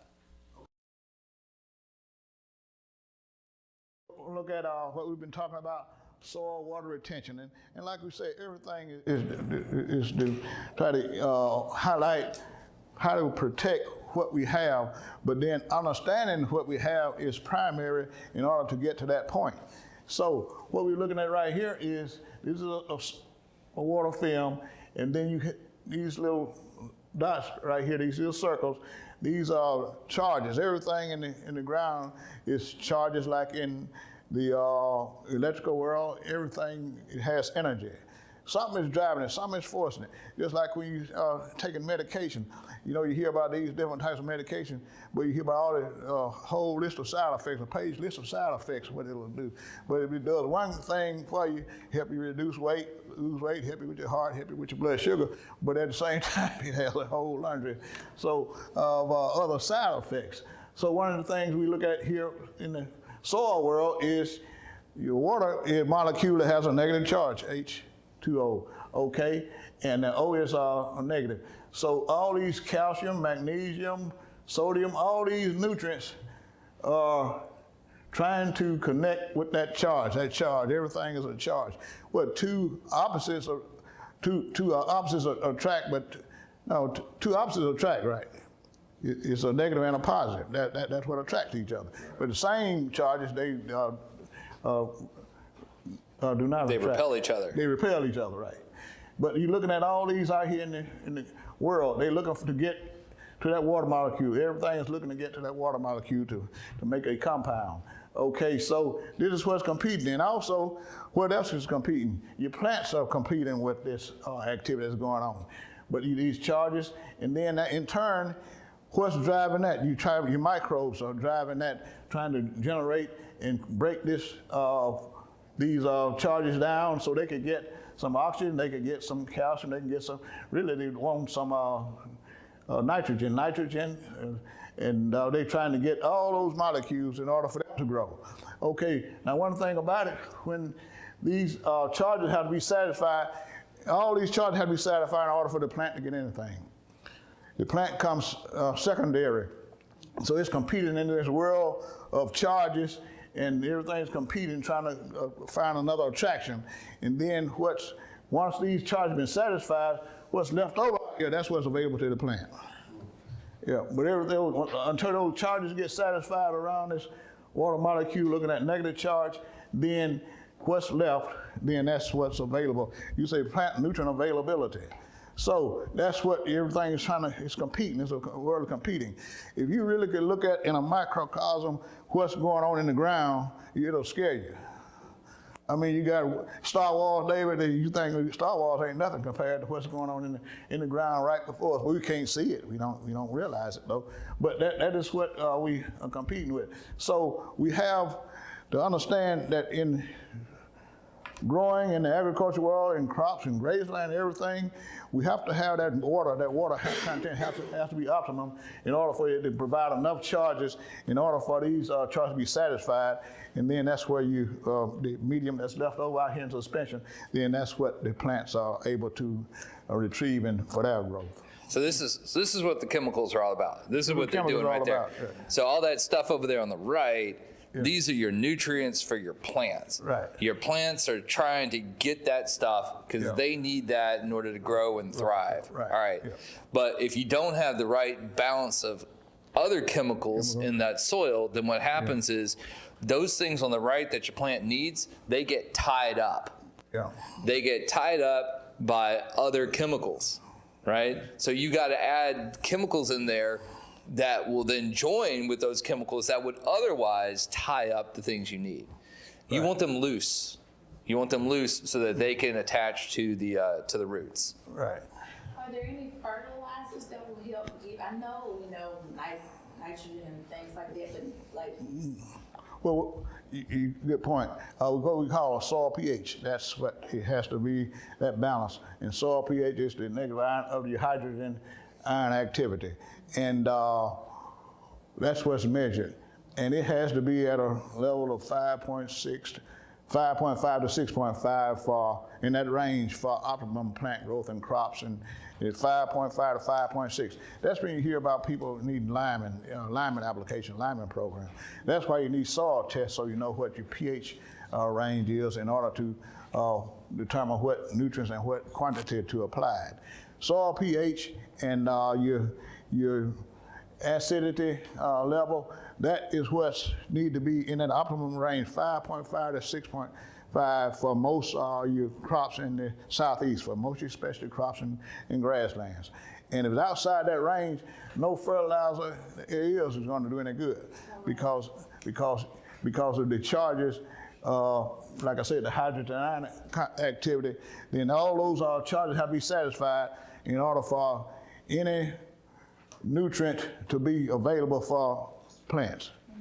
All these charges have to be satisfied in order for, that's when the pH needs to be 5.5, and pH is a hydrogen ion concentration that is a level of have enough negative charges in order for that ground to have enough sufficient charges that are met in order for the leftovers to be available for plant use and plant uptake. It's really amazing, isn't it? Yeah. This is nature's sweet spot right in here. Right. You know, if it's too acid or not enough acid in there, then some of those other chemicals will end up tying up the nutrients that your plant needs. Good hydrogen ion. Right? So you want to get that electrical charges just right, and that comes from the pH. That's why your soil test is so important. Yeah. When you get that soil test back, do you know how to read your soil test? You took the question out of them. I know y'all sick of me, but I really need to. No. In fact, we're not sick of you. I'm going to do this so we can make sure we hear you. And this is why we're here. We want everybody to ask the questions. So after I get the soil test back, is it like how we pH test our water, we put a strip in, or it's totally different? Yeah, pH is the same difference. You just use water versus soil material. Put the dirt on top of the pH strip. You don't need to test it. Right. You need to get the sample and send it off. Oh, the sample will tell me the pH. It'll tell you pH. A recommendation on what to add or What to add for that particular crop you're growing to reach that 5.5, whether you need the lineman or whatever. And but now you can get those field tests that you can, like I say, put a little powder and solution on it, and you do a quick field test. I saw that. Where do I get those? those tubes? Well, you can get them at forestry supplies, but the field tests that you do on your own are probably not going to be as accurate as what can exist in the lab. It doesn't mean you can't do it. Practice with it. It's good to it's good to look at your soil. It's good to understand it and see it. But you can get better results from a lab. Okay. And when you send it in, what they're going to do is they will give you a report back. They're going to do all kinds of analysis on it, and they'll give you a report back and let you know not just lime, but what kind of lime you need. So it could be that your pH is 6, 5, and it needs to come down. It could be that it's 4 and it needs to come up. Part of the recommendation will depend upon what you're growing as well. Certain crops hit kind of around that range, and some need a little more, a little less, So that's why also the conversation was earlier, you just need one for your entire farm. Well, not if you really want to do it right. You want to look at the different areas of your land, and you want to understand, you're the scientist now. You are becoming the scientist for your land, so you want to understand what's going on there and get the right lime, get that right balance of that in there, get the right NPK in there too. One of the things that's interesting about lime as well is that it can go in either direction. Depending on the contents of the lime, it can increase acidity or it can lower it. So that's what you're looking at. But there are also different fineness to lime, so that they put it through a sieve and you can have this different fineness. And part of that will determine how quickly you need to use it, and because it will infiltrate into the ground at a different rate depending on how thick or how fine it is. And if you do that at the wrong time, you could also lose it because it won't have time to infiltrate, and you'll get it up. And it's a mistake that a lot of farmers make. They go out and they do their pH. They get their test back and they say, you know what? I'm going to lime it, and now I'm going to go out and put my crop in the next day. Yeah. No. You gotta look at this as like 6 months in advance for when you want to lime something. Are we on the right track here? Yes, and you want to do it during your cool season, like in October of the year, in order for the lime to take effect, and the lime, I mean taking effect, it has to interact with the microorganisms, your soil biology. They have to get their feed first, and then once what's left over, like we were saying, then that's what's available to the plant. Then by March, 6 months, like they would say about 6 months, then that by March, then your lime, your pH is suitable for your cash crops. But your cash crops are your spring planting, like your vegetables, your peas, your okra, your squash, your beans, and all those different things. So you want to try to get your liming program in during the October and give it time to work in and start allowing the microbes to process it and be able to get their nourishment. Then what's available, what's left over by March of your cash crop period, then that's when your optimum, benefits are going to be realized. But you put it in right 2 weeks before you're planting your cash crops, then you're not gonna, you just are wasting time and money. So. And do you need to lime every year? Well, depending on your soil test, depending on your. They say every 3 years, but you can do it. Some people do it every year. So for liming, but not soil tests. You should soil test more frequently than that. Yes. Right. Okay. How often? Every year? Soil testing? Yeah, you can test every year because you're going to do rotation. You're going to one field or one plot might be growing something different from year to year, so you could test it. So I wasted a lot of money because I should have did the soil first. You should, yeah, soil test. You know what you're working I with. had a whole bunch of stuff. And Right. Yeah. Hey, it's okay. You're right. You're good. You're right. It's okay. I know this soil is not. You're right. But, Hey. but you tried. You learned something though. I did. You learned something. But where's your real money? Your real money's on the harvest. I mean, the real cost is on the harvest. Okay. So it's just another strategy. You can always, make some good fertility by, rowing stuff under, Okay. Okay, next slide is soil organic matter and water. Okay, soil organic matter and water. Soil organic matter is greater than 90% of soil functions, positive impact on soil biology. If you don't have organic matter, then you don't have organic carbon. Therefore, you have infertile soil. The fertility is relatively non-available because of lack of organic matter. Organic matter, then it produces organic carbon, which the plants need in order to be able to function. Okay, and this is a cloud of soil material here, and we see that with that microorganism, which is an earthworm, like you were saying, okay, but you see all other features and little topography in that soil cloud. You see roots and all that. But there's a lot of biology, a lot of activity taking place. But all you see is that earthworm, because it's a microorganism. I mean, macro mean M-A-C-R-O, macro. You can see with the naked eye. Micro, you have to use a microscope. So, but this is right here. And like I say, soil organic matter is negative charge, but binds both cations and anions. Okay, so you have what we saw in that water molecule. We saw those negative charges, and then that's what attracts all those cations, manganese, calcium, sodium, all those are positive charges. But then the soil material is negatively charged. Organic carbon is negatively charged. So that's what we'd always talk about, carbon.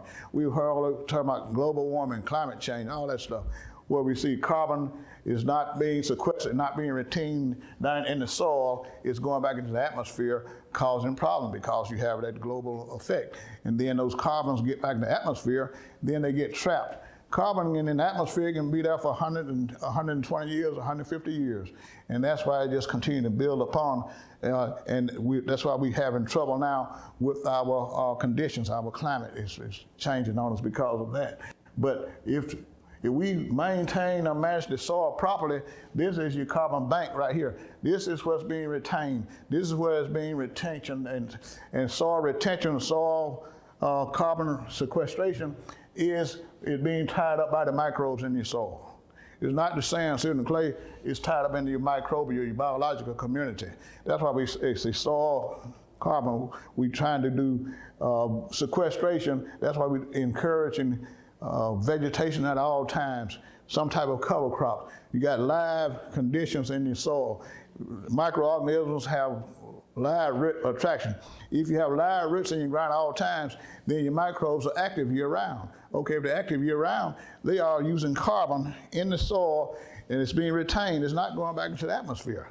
It's being retained in the soil. That's why we talk about encouraging soil health, cover crops, soil retention, carbon rich year-round, live plant rich year-round.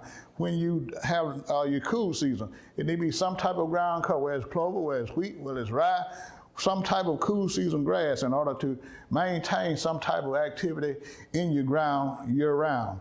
And then that's outside your cash crop season. That's not messing with your ground from March to October when you're trying to make your money with your cash crop.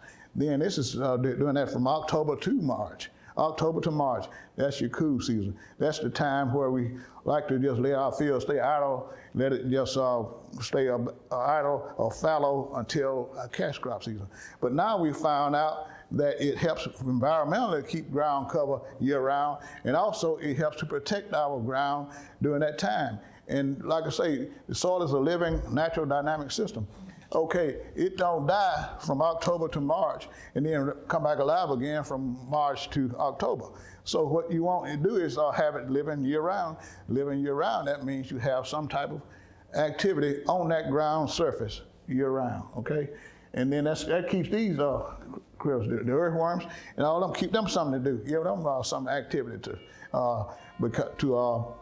be involved in, and that's one of the reasons what we have come to, like you heard J.J. Smith said, that we encourage academia, we encourage research. This is not just something we thought of, we have research to back it up. So we have our academia, Mississippi State and Alcorn and all the institutions here in the state that we have rely upon working in partnership with them, and we work in partnership with them also in order to try to find the right answers to the questions or the concerns that we have here in the state of Mississippi. And we're not the only state that does it. All the states do some to that degree. Okay, soil with sufficient soil organic matter. What are some of the benefits? Increased water holding capacity, less fertilizer needed, higher yields, ability to suppress plant diseases. Like you were saying, it's also healthy plants like, what's your name, man? You. Sam, okay, Sam. You were saying like, unhealthy pine plantations. Okay, then what happens? Disease comes into it. Disease prevails, because that's what your bugs do. Your beetles do. They look out after the weaklings. They look out after the ones that are sickly or something like that. Then that's what they infect. So we just try to make sure you have the sufficient healthy conditions in the ground in order to maintain a sustainable, healthy environment. That's soil organic matter. Soil organic matter. Some. We want some. We want some. Want some. That's it. And we looked at the sponge effect, like I say, where water, and then you saw where I sprayed the middle of it a few minutes ago, but look where it's almost absorbed that whole face now. Okay, and that's where water, it dissipates, that gravitational pull, it'll wet this whole sponge over if you allow it to. So that's the way the soil is. It is a sponge effect. It saturates every pore in that soil, in that ground. But it's not going to be free water, but it's going to be what you call gravitational water. And everything works on tension and stuff. And that allows microbes and plant roots to have that tension that you can, like sucking through a straw. I mean, that tension is active. But if you just put a straw in a cup and just let it sit there, it's just going to sit there. But you got to have some tension, and that's what sponge effects does, and correlate that to a soil. And with organic matter, it really provides more sponge. Y'all saw the sample that I had with the decomposed material, and that acts as a sponge almost in a way. But if you didn't have that, then you have a less absorptive opportunity in the soil to absorb water. So soil organic matter, it helps absorb water and help retain water, and also allows it for easier plant removal by plant roots. Okay, soil organic makes it like a release of plants. Soil high in organic carbon is rich in spongy organic matter, releases nutrients to crops, and holds more than its own weight in water. Okay, so we can see how the sponge effect, and then you have carbon and spongy organic matter, which allows that retention, and it allows opportunity for plant roots to extract it. Plant roots should not, that clay material back there, what we showed you, then it has no opportunity for absorption. Water's not going to saturate it. It has no opportunity for plant roots to penetrate it because it's too hard and compact. So that renders it, like I said, poorly suited for natural use. Dave said, you could put a raised bed and you could probably do some activity with it, but it's not naturally. It's going to be some type of amendment that is going to be necessary in order for you to be able to do any type of productive work on that kind of soil material. Okay, and we see where we look at all say these are soil particles, and you see the blue, all those particles are filled with water, okay? We talked about field capacity a few minutes ago, right? Okay, field capacity versus our saturation. All the pores are saturated. Now this is not good for crop production. This is not good for plant growth because it'll flood, it'll drown that plant root, and it'll kill it because it can't breathe. Oxygen has been removed, so it's just water filled now. Okay, all these pores. Okay, it's field capacity. You see some pores will still have some air pockets, some pores will still have water. But at the same time, available water for plant growth. Field capacity, available water for plant growth. Okay, so therefore, you had the right medium, you had the right tension at field capacity. You had that right medium, you have some pores that are partially filled, and you have some gravitational water, and you have some breathing room. So at field capacity. Now wilting point, where is that? we realized that, the last few months. At Wilton Point, no water. And no water means no what? Ain't no life, no life. What do you always hear when people go to Mars, all them places? They're trying to find what? Trying to find water. Okay, if they don't find water, it must be no life. But you know, I don't know how true that is in the whole scheme of things. But at the same time, they associate the way we live on Earth with, you know, we got to have that, mimic that same condition and situation out in space. So but no water, we know it, that means here on Earth, it means no life. So we found that out this year and stuff because everything is dying on us. Hey, Delaney, I've got a question about this slide too, or a comment about this slide. This is something that's, there's a real practical component of this too. So how many people know what a pivot is? No, nobody knows what a pivot is? Literally, yes. That's what a pivot is. In farming world, a pivot is it's a kind of way of getting water to your plants. That is like a massive sprinkler system. When I say massive, think about as big as a building. That's what that pivot is. It's out in the field and it's turning out there and it's just spraying everything. You know, that's what it does, and that's something that's for really large scale production. So you're a small farmer here. You obviously don't need a pivot. You don't need something that big, you know. So what do? You know, you take a hose. You know, what do? You got to find some way to irrigate your crops, you know. So this is if you're doing, you know, smaller plantings, you know, 5 acres, 10 acres, you know, 1 acre, or high tunnels. This is really important for all of those. You want to look at micro irrigation, and we just did we're about to release it's about a 2.5 hour video training on micro irrigation. But the point of that is that you're running this little tube right down here, or little tape, and it's called drip tape, and it drips out, you know, a predefined amount of water, you know, in that right place, gets it right by that root zone, and what you're trying to do is get to that optimum point of field capacity, right, without wasting water. Without having excess water that could result in runoff, you know, on your topsoil, or that could drown your plants because, you know, and lead to, rot, or to be under irrigating them. So you're trying to get just the right amount. So there are practices that are designed to do this as well. And if you're looking at high tunnels, we were talking about high tunnel a second ago, you know, I think you talked about high tunnel as well. You want to look at micro irrigation as a corresponding practice. You know, you think about that. How are you gonna get water? You got a cover right here. You know, how are you gonna get water in there? So you want to do something like this, but you really want to understand, you know, what you're doing in the soil and with the plants when you're doing it. Is that true, Delaney? That's it. Is there anything you want to add to that? No, that's good. Well explained. And like I say, the main thing is you're looking at a environment for the plants. You're creating a real comfortable, feasible environment for the plants. Now, you don't try to say the plant is the response to that environment that you're creating.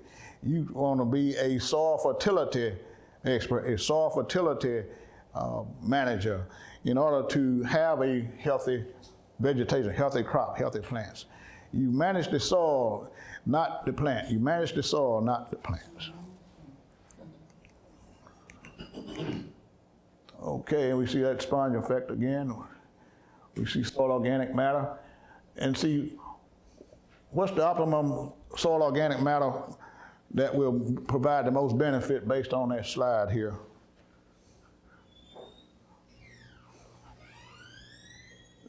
No organic matter. 1% organic matter, that's, but 3% organic matter, that's what the goal we're trying to meet here in Mississippi as far as our soils. of soil organic matter, organic carbon content of 3%. And soil organic carbon is relatively 58% of your organic matter debris. That bag I showed, if you can extract 58% of that is your organic carbon. That's what it's reduced down to. So we have most of our soils in Mississippi naturally probably 1 or 1.5%, if 1%. That's most of it naturally. If it's not managed properly, that is where we are. But through our practices, through the practices that we want to encourage, is getting it up to 3%. If you got a soil that has an organic carbon measurement of 3%, you can grow anything. So, okay, what was the 50% that you just said again a minute ago? You said something about 50%? I say if you have 3%. Okay. 3% of organic carbon in your soil. The soil, you said in the soil that you showed that you can get 58%. Oh, 50% organic carbon extracted from it, yeah. Okay. Yeah, Okay. in that bag I had. Gotcha. Gotcha. Yeah, you can get 58% of organic carbon can be extracted from that material. Right. Are there any carbon farming that takes place in Mississippi? Somewhere in my research, there are a lot of regenerative farming going on and containing the carbon. I just didn't know if it was something big in Mississippi. And what you said, soil health, that's what those are practices promote. Nutrient management, reduced till, residue management, leaving that mulch on the ground like we looking at the first slide. All that helps with providing organic carbon increasing. And like I say, leaving the roots in the ground and letting it die, and then you have increase in carbon because you have those live roots. And anytime you have live roots, like I was saying, then that's going to help with your carbon improvement and stuff. There's something kind of specific in that too. There's so Delaney was just mentioning real practices when he was saying low tillage and nutrient management, residue management. So these are all NRCS practices as well. And we can kind of help you guys walk through the definitions of those, what each of those practices does specifically. But there's a distinction between like carbon farming, which is the whole purpose of that is to sequester carbon. That is the goal. You're farming carbon. You are putting carbon under the ground. And then there's another thing that we are, hopefully the agreement's going to be signed, today or tomorrow for a climate smart project. So thank you. We've been working on this for 1.5 years, and we hope that that final approval comes in. So within climate smart, the goal is to use certain specific, there's about 15 to 20, 15, 18, something like that, NRCS practices that have been identified that have a significant impact on either the sequestration of carbon or the reduction of greenhouse gas emissions.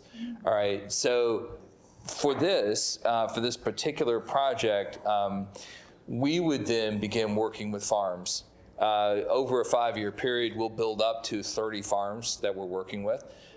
Some livestock, but mostly crop production, so a combination of those. We will pay farmers to produce by the acre to use these practices with the associated crops and to do the measurements. That's outside of NRCS practices. So NRCS can pay you for the practices if you get approved for those, but we can pay you for production, because our goal in there is to help measure the impact of your carbon sequestration and your greenhouse gas emission reduction, and then use that to market your product. To say you are producing, because we can verify that the practices that you're doing in the ground have this specific impact on the soil right here, then we can label your product climate smart. Like product is labeled organic right now. In organic, averages about 30% higher. It commands about 30% higher of a market price than conventional product. We think we can do something similar with Climate Smart. So that is an area that we're trying to improve upon to give you more market opportunities, right? So that's just a distinction in the different types of farming that are available. Okay. Mm-hmm. Yeah, but like they were saying, as a baseline, in order to get your farm and operation implemented in that track of becoming a soil carbon farmer, then these practices are encouraged to be implemented in order to start down that road to be a carbon operation, that you can have a measure of the greenhouse gas emissions, what's being prevented from entering back into the atmosphere, like we were saying, forming that dome, that cloud, and then it's kind of giving that greenhouse effect. You ever been in your car during a warm summer day with the, with the windows closed? That's the comfort of sleep. You can just sleep and stuff. But what's that doing? They're giving that greenhouse effect and stuff. But it's okay for a period. But if it's environmental, globally speaking, that's not good, because you have to have that transmission of energy and carbon back and forth out of the atmosphere. It shouldn't be trapped like it is. Okay, and connected dots, conservation, year-round agriculture. I think there's one of your slides now, David. Your time saving, reduces labor, reduce machinery stuff. All these things, what we just talked about, if you apply crop residue and living cover, living roots throughout the year, minimum soil disturbance, diversity and rotational crop cover. You heard about diversification, how we can get help with that. And it helps with all these things, more wildlife, more soil water, reduce erosion. It reduce erosion, Thanksgiving dinner with the kids. That's more important than what you. You just finished. Improve water quality, improve infiltration, increase soil organic, all these benefits.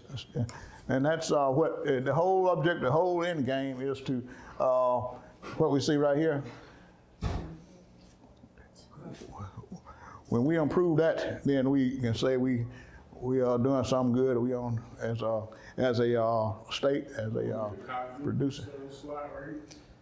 Yeah, we'll make this available. We'll make it. Yes. Yeah, okay. And we'll make this, and we'll end up generating a new video for this as well.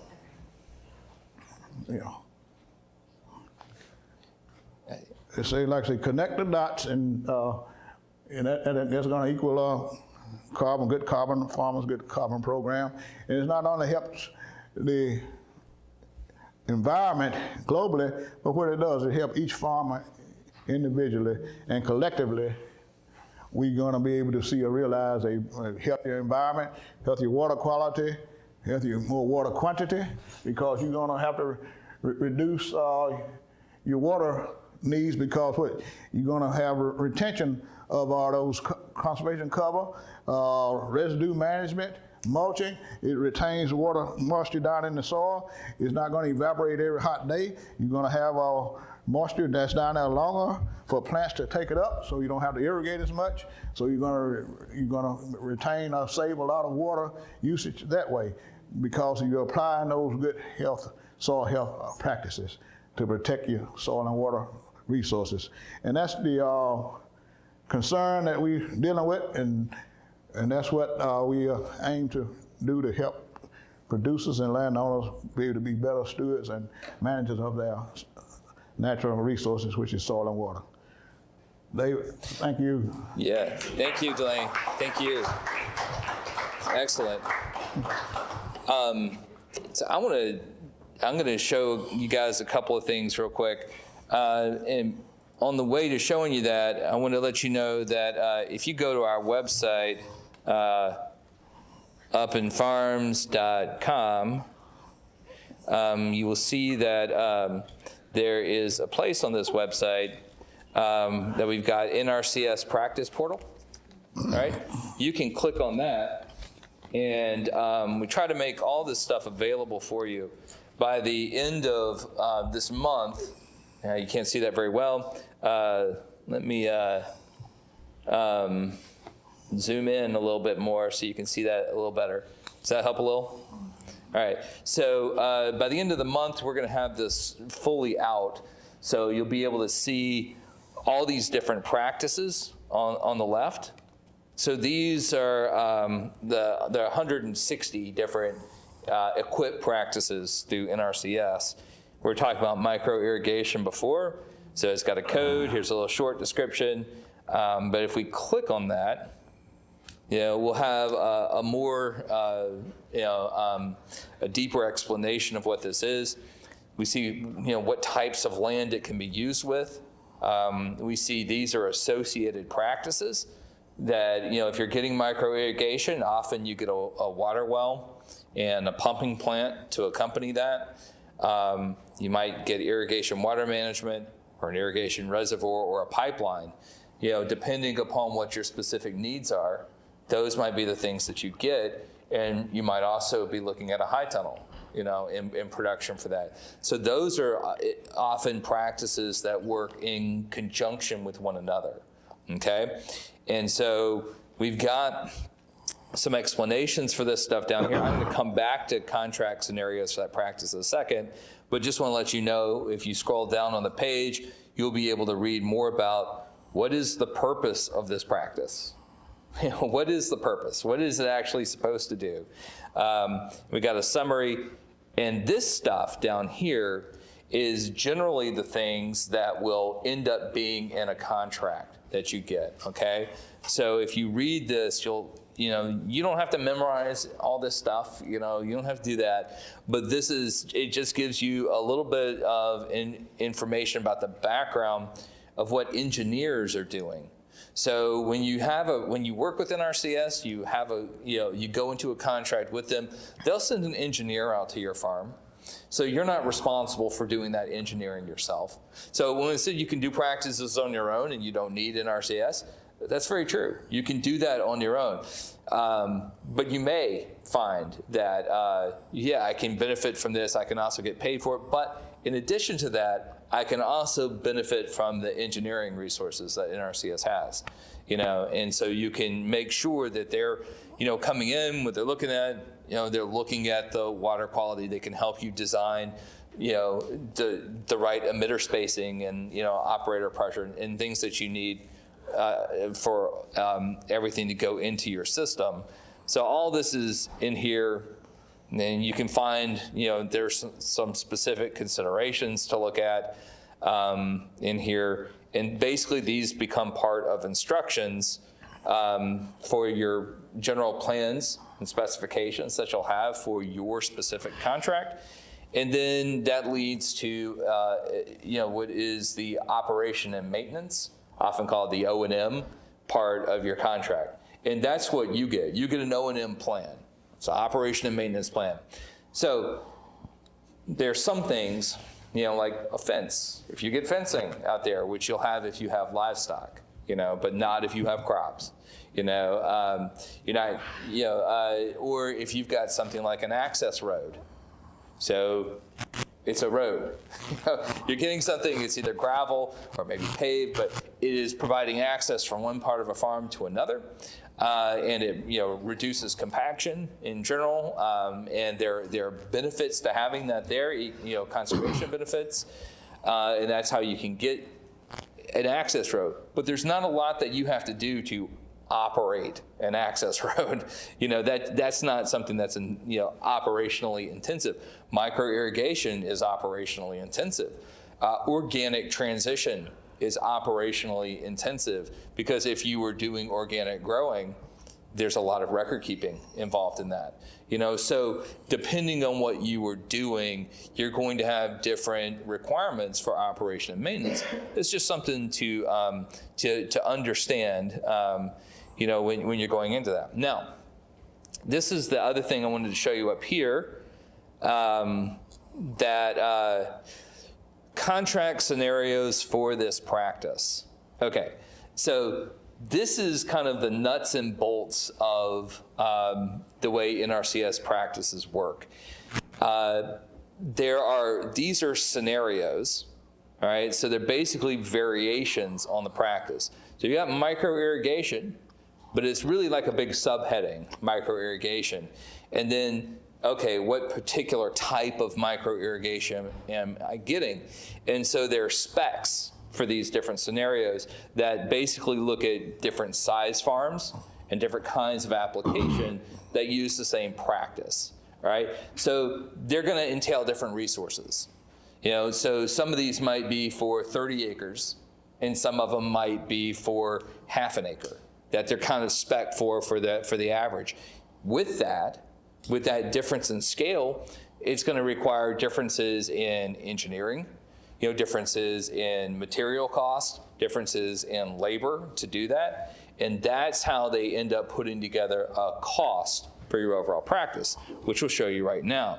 So let's go and look at subsurface drip irrigation. This is for 1922. Oh, that's $132,000, the total cost. What are we doing there? So we're going to look at that, and then we're going to compare it down here to small micro irrigation system. So right up here, let's come and look at that and say, okay, a subsurface drip irrigation system. So that means that it's going to go below the surface, but it's going to drip water to get to the roots of your plants. It's going to all happen underneath the surface of your land. So the before situation here, typical before situation would normally be an existing inefficient surface or sprinkler irrigation system on a cropland or hayland field, okay? The existing irrigation system would experience poor, non-uniform application and significant water losses, affecting both water quality and quantity there, okay? So the after situation, after this would get installed, would mean that, let's say typical scenario is 60 acres of cropland or hayland. The system, lateral, would be about 40 inches. It becomes highly efficient when it's buried, so that it provides irrigation water directly to the plant root zone, eliminating application losses, resulting in a very high water application efficiency, okay? So that's the general size, and you can look at that and say the typical unit size here is measured in acres and is 60 acres. You know, and that's why, you know, the cost per unit is $2,211. So your total cost at 60 acres is about $132,000. Now, that's what they're saying. They're estimating that if you're going to go out and do this on your own, based upon what they've identified as the existing rates, that's what it's going to cost. And so this is what they're speccing that would pay for. Equipment installation right here, and materials. So equipment installation, that's the chemical injector pump, which allows you to put fertigation and other materials into your water supply while you irrigate. Then you look at your materials, your PVC pipe, your flow meter, your micro irrigation media filter. Okay, that's kind of expensive over there. The berry drip tape, that's $98,000 down here. So that's, you can get a sense of, on that scale, for 60 acres, what that price would be. Now, below here, this is the EQIP cost share rates. All right, so this is, let me just say, this is true in every state, but it's a little different. Not every state has every scenario. And some states look at scenarios differently, and the costs are going to vary depending upon what state you're in. But for this, that means if the average unit cost rate up here is what, 2,211, the standard reimbursement rate down here is 1,664. All right. The HU, historically underserved, is $1997. All right, so basically $2,000 per every 2,211 that you spend will be reimbursed. Okay, or if you're historically underserved, also fronted. So they can pay that cost up front, and if you have a contractor doing that, they can actually pay that directly to the contractor. So that's the way something like that would work. So you see, if you're a small farmer, this 60 acres, that's not a small farm in this scenario for fruit and vegetable farming, but that's still, you're still coming out of pocket some for that, so you just need to understand that too. But it's a really good percentage, that you end up getting. But that's why we're saying this is not a grant. Remember that. This is an agreement. So you need to understand that up front and understand, what am I getting from this practice or from these suite of practices? How are they really going to benefit me so I make the most out of it? And it's not just something that's sitting on my farm that I owe debt on, and then I don't operate it, and they come back and say, hey, remember that contract? You're supposed to do this. Well, you're not doing it. We want our money back. Nobody wants that scenario, all right? So let's make sure we're educated about this when we're getting into it. All right, so we want to come back then and then look at, by comparison, that small micro irrigation system. All right, so we see typical unit size is 1,600 square feet here. The total cost is $1,200. What are we looking at? We're looking at equipment installation. We're looking at trenching, some general labor, and some material cost, and some mobilization. All right, that's where the different costs break down, which is also interesting to know. So if you're going to try to do something like this yourself, these are benchmarks for how much that might cost. Now, you can always save on the labor if you're doing it yourself, or getting family and other people to help you out on that. But these are benchmarks for the value of what that is. And then you can look down at your EQIP cost share rates for this. So what was that unit cost back here? 77 cents. So typical standard is a 57-cent reimbursement on that 77, and historically undeserved is 69 on that 77.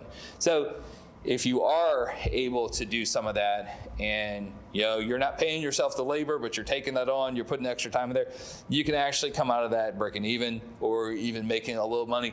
They don't care on that side, but you better have the practice in place. That's what they care about. You need to have the practice installed on that end. And there are some practices, such as high tunnels, just to understand that a little bit better. The practice was, I think the repayment, it was about $8,000 a few years ago. So this is like right around the time of the pandemic. They're paying around $8,000 for a high tunnel.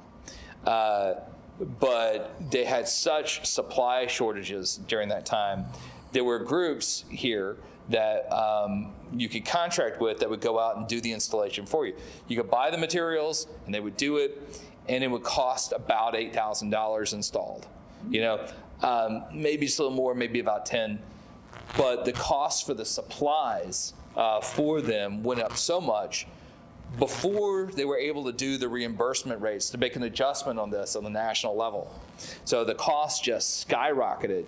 So what they were seeing was they were losing money doing that. So they were saying, hey, you know what? We'll just drop it off for $8,000. If you want it installed, it's going to cost another $8,000. So there was a peak there, the high tunnels, where the reimbursement rate did not come close to what the cost for purchase and installation together was. That's come down on the supply side now, so it's not quite as expensive as it was, and the reimbursement rates have come up some, so that imbalance is not in there like it was. But with the high tunnel, you would still be looking at coming out, some out of pocket in order to get that installed.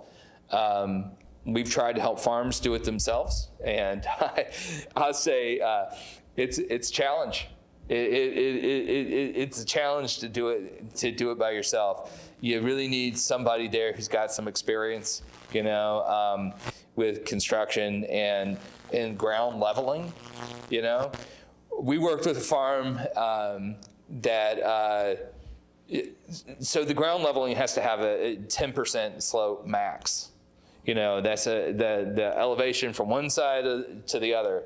It's got to be max of 10%. Generally, you want less, than that if you can, but you still have to have, where's the irrigation going to go when it comes out? So you do want that. There was a farm we were working with that we were going to go up there and help them install it, and they did some leveling right before we went up there, and we didn't know that, but it had been raining a lot. And so we got the tunnel installed over 2 days, and a week later, it sunk. Not completely, but it is sunk enough so that it had to be redone. The poles had to come back out, and that was a lot of wasted human power on that front. So these things, they do. Again, you think about a high tunnel, it's just like a greenhouse. It is not a greenhouse. It is. It's a highly efficient piece of technology where there are multiple ways of controlling the environment inside. Controlling the temperature, controlling the wind, controlling the sun, controlling those things inside that are actually fairly simple to use. But it's amazing the way those simple adjustments can change the environment, alter that environment. And now they also do have allow heating units inside the high tunnels. So if you're doing it right, you really could extend that year-round growing in the high tunnels if you're doing the right crop rotations within it. Okay, so this is just kind of an example of, we want you to be able to understand a little bit of how to navigate that without getting confused. I think we've got within here, if we're looking at those practice details, there are just some other things in here you might look at that and say, what are the effects? Well, this is kind of what we were talking about earlier, but so you can look at this kind of on your own. Again, by the end of the month, after all these practices are uploaded, you'll get a sense of, this is a positive 2. We're talking about -5 to +5. So micro irrigation, its impact on the resource concern of runoff, flooding, or ponding is a positive 2. All right. So its impact on seeps, is a positive 2. So you can look at this and you can start to have a good understanding yourself. What do these practices really do? What's involved with this? So it doesn't just help you in terms of managing and operating it, but it helps you in terms of understanding what it's doing to the productivity of your land, over the short and long term. Does this have any negative impacts? No, it does not. It does not have any negative impacts, which is good. There are some practices that do. This one does not. But this is a place where you can come to and you can see those. We can look at negative effects, and there are none. But you'll be able to come and look at all the practices in order to see that. And then there was just outputs and effects. This is one of the things that they use to design the practices, and it shows that this is your output of what you're doing. Your output is, I'm having a buried in surface pipeline with emitters. All right, that's what you get. That is your product, what you create through this practice. Direct effects, it increases, it has a positive impact on water use, has a positive impact on water delivery to the crop. And down here, it decreases water for other downstream users. It decreases the need for that. So again, this is overall, that's a positive impact because you are not tying up water and wasting it so that other users downstream don't have access to it. But this is just a way you can come down and look at, this, and don't get intimidated by something like this. You look at that and you say, oh my heavens, what is going on here? Well, it's just in the simplest possible ways when you see something like this, and there's one of these diagrams for every single practice, and people look at this, they don't have a clue what it means, and they turn away from it. But I think it's important for your self-knowledge that you understand that, All it's saying is that is the output on the very top, and then these are the direct effects, right? Water delivery to crop, it increases. So if it's got a plus, it affects or qualify with a plus or minus, an increase or a decrease, right? And then these things in green, these are just indirect effects, and the ones in orange are cumulative effects. So you can say, all right, short-term outcomes, long-term outcomes. So when you think long-term outcomes, to improve the quality of receiving waters, improve the fish and wildlife habitat and biodiversity. So you look at the things that you're looking for over your long-term outcomes associated with this practice. And then you start thinking about that within the context of your farm and bundling these things together. You're like, okay, all right, this is kind of what I want to accomplish. This is going to help me with my productivity, but if you do it right, it's something that can also help you with the conservation of your land, and that is part of your narrative. It's part of what you want to be able to market and sell about yourself. Look people in the eye and say, they ask, do you use chemicals? And you say, I use them right. I use them in the right way. I know exactly how to use them. I don't overuse them. I don't underuse them. I know how to mix them. And we have other pests that we use over here to help mitigate against bad pests. And we use as little chemical as possible, and we make sure that that does not impact the food safety or the soil either. You're able to look at people and tell them honestly and authentically the positive things that you're doing in the growing of food. And in the sustainability of the land. That's something that you can and should be proud of, and something that you should happily tell people. So we want to help assist with your story along that way.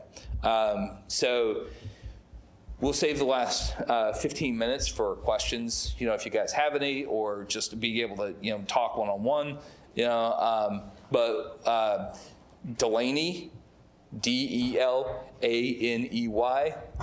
Up and Farms. I think that's in the other presentation there. On that last slide, there you go, we can see that. Delaney at Up and Farms. And do we spell that right here? Yeah, that should be an EY and not an AY there at the end. Delaney at Up and Farms. And I'm David at Up and Farms. If you guys have any questions for us, need to contact us at any time, please, please, please do not hesitate. It's what we're here for. Okay? Thank you all. The questions are what make this really work. I tell you, we do a lot of these kinds of meetings. We see a lot of new faces in here today, which is great. But one of the things that often results from this is that people do exchange information. And we'll do a lot of these workshops moving forward. This is our first one in this facility. Just got here, so we're going to be doing these frequently. And you will find that you start to develop a community of peers that you share information with you. We're going through the exact same thing. Oh, really? Well, or maybe we can get together and buy some seed together. Maybe we can do things like that. Come over and see my farm and see what we did here. Those are the kinds of things that we're just trying to facilitate so that you can have those conversations amongst yourselves too. The only losers in that, there are no, you don't lose by other people winning in this scenario. There's really that much of a need for the product. So, with that said, Delaney, do you have any last words? I'm glad everybody came and participated in good questions, and hope that we can develop a friendship relationship and It's one fall. Just like it. Thank you. How else is we trying to find that? Right. Thank you. Thank you. Excellent. Thank you all. All right, so we're here. If you have any questions. Thank you. Good luck to all the farmers. You too. Good luck with that Thanksgiving dinner. Thank you.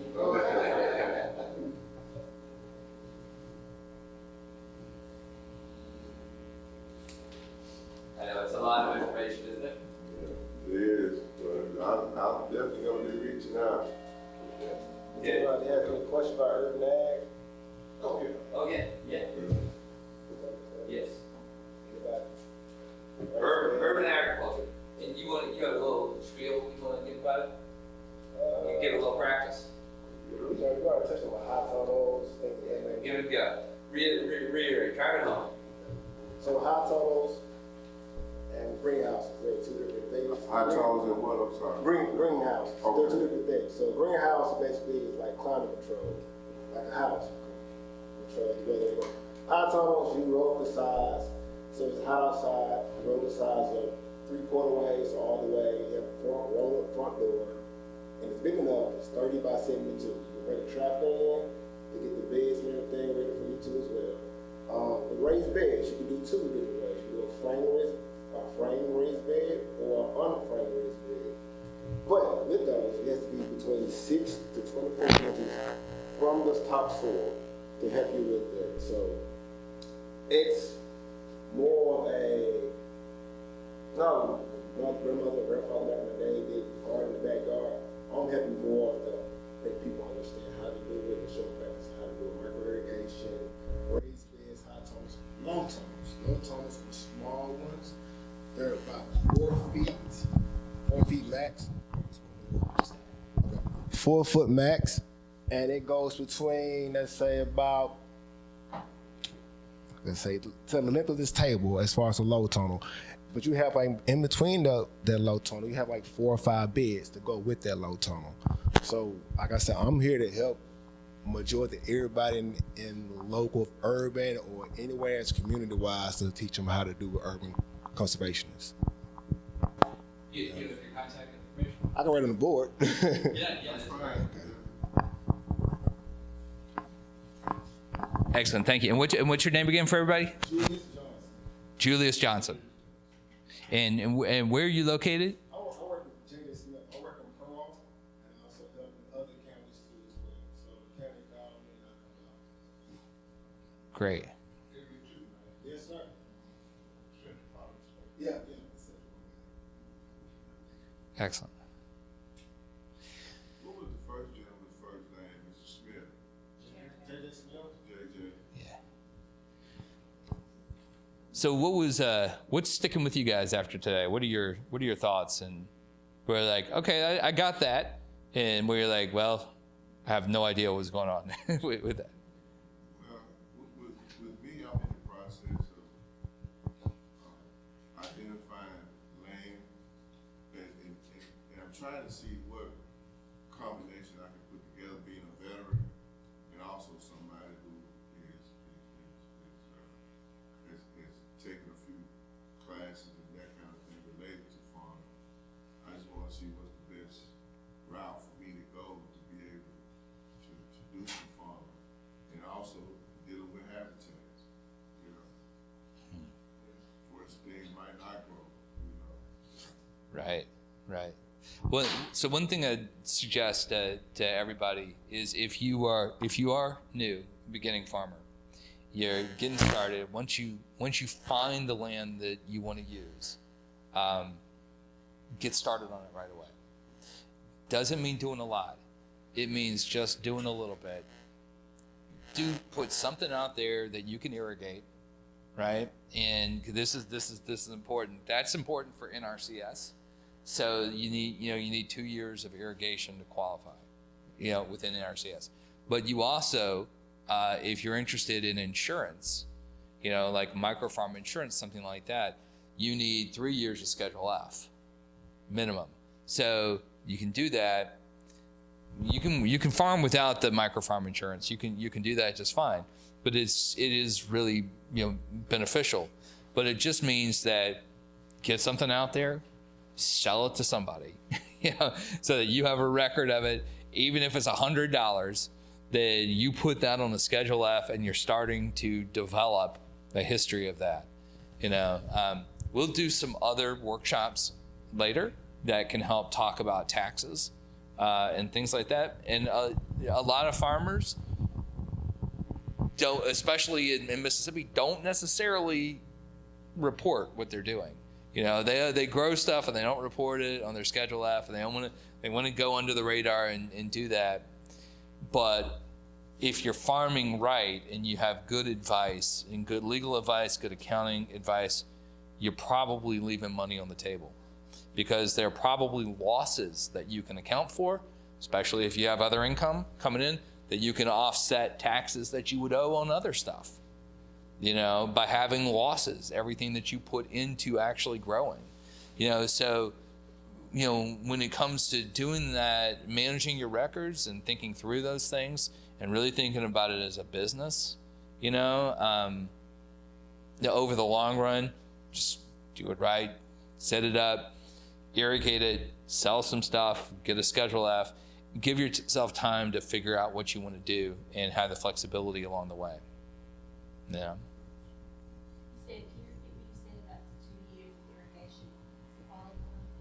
Yeah, and you guys can speak to that a little more clearly.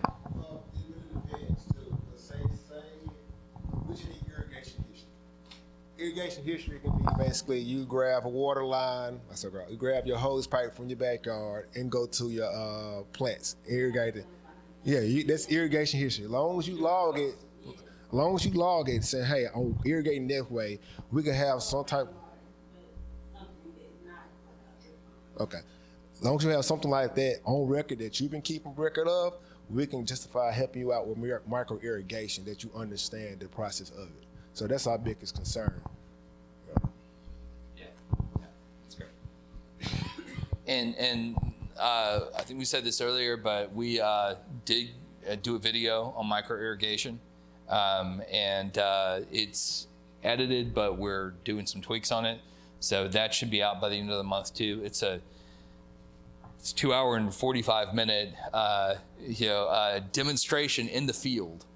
So, the actual, guy who has the equipment, the irrigation specialist, came, talks through all the pieces and parts of a micro irrigation system, goes through the process of installing it. We talk about some different scenarios for that. So, we'll make sure that we send the link out to everybody, who signed up here too.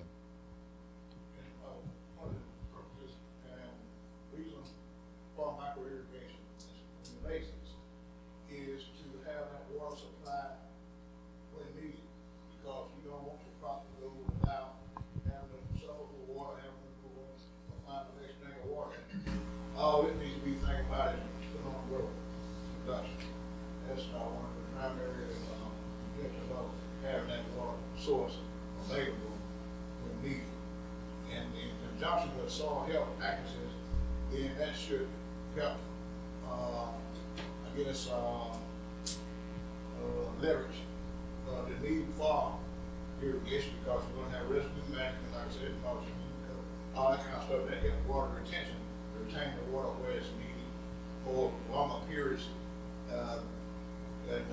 available to the plant. Whereas the irrigation comes on when that water supply is necessary to keep that heating and keep that condition optimum at all times. That's what the whole complete plan is about. And if you manage it that way, then you're going to see a difference at the end of your growing period. And benefit of we're not just pushing micro irrigation, but we do recognize it's a really, really valuable practice. But so there's an injector system within it, that comes with it. It's separate. You don't have to use it, but you can. But it allows you to mix in your fertilizer with the water supply. So, there's some steps in there, of getting that right. It requires, running your system, first, then you get the fertilizer going through it, and then you flush your system out at the end, so there's no fertilizer left in it. But all that counts toward irrigation and fertilization, but it's about getting your food and water to your plant at the right time. So you're giving that fertilizer instead of like, right at the beginning of your crop, and then they say you give it a bump, and then maybe another one. You're doing it in little, just a little bit at a time, so that plant always has food available for it. Is that what y'all are doing over on the urban side?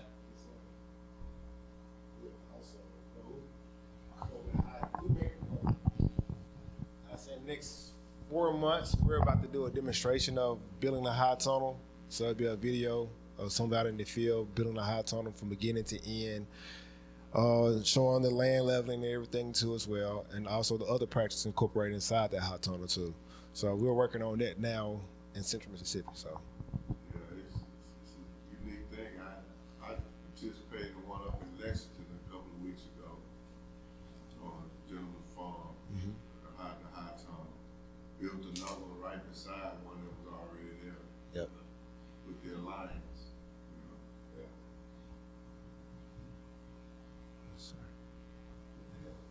I heard that was a good workshop. It was. Yeah. It really Yeah. was. Good.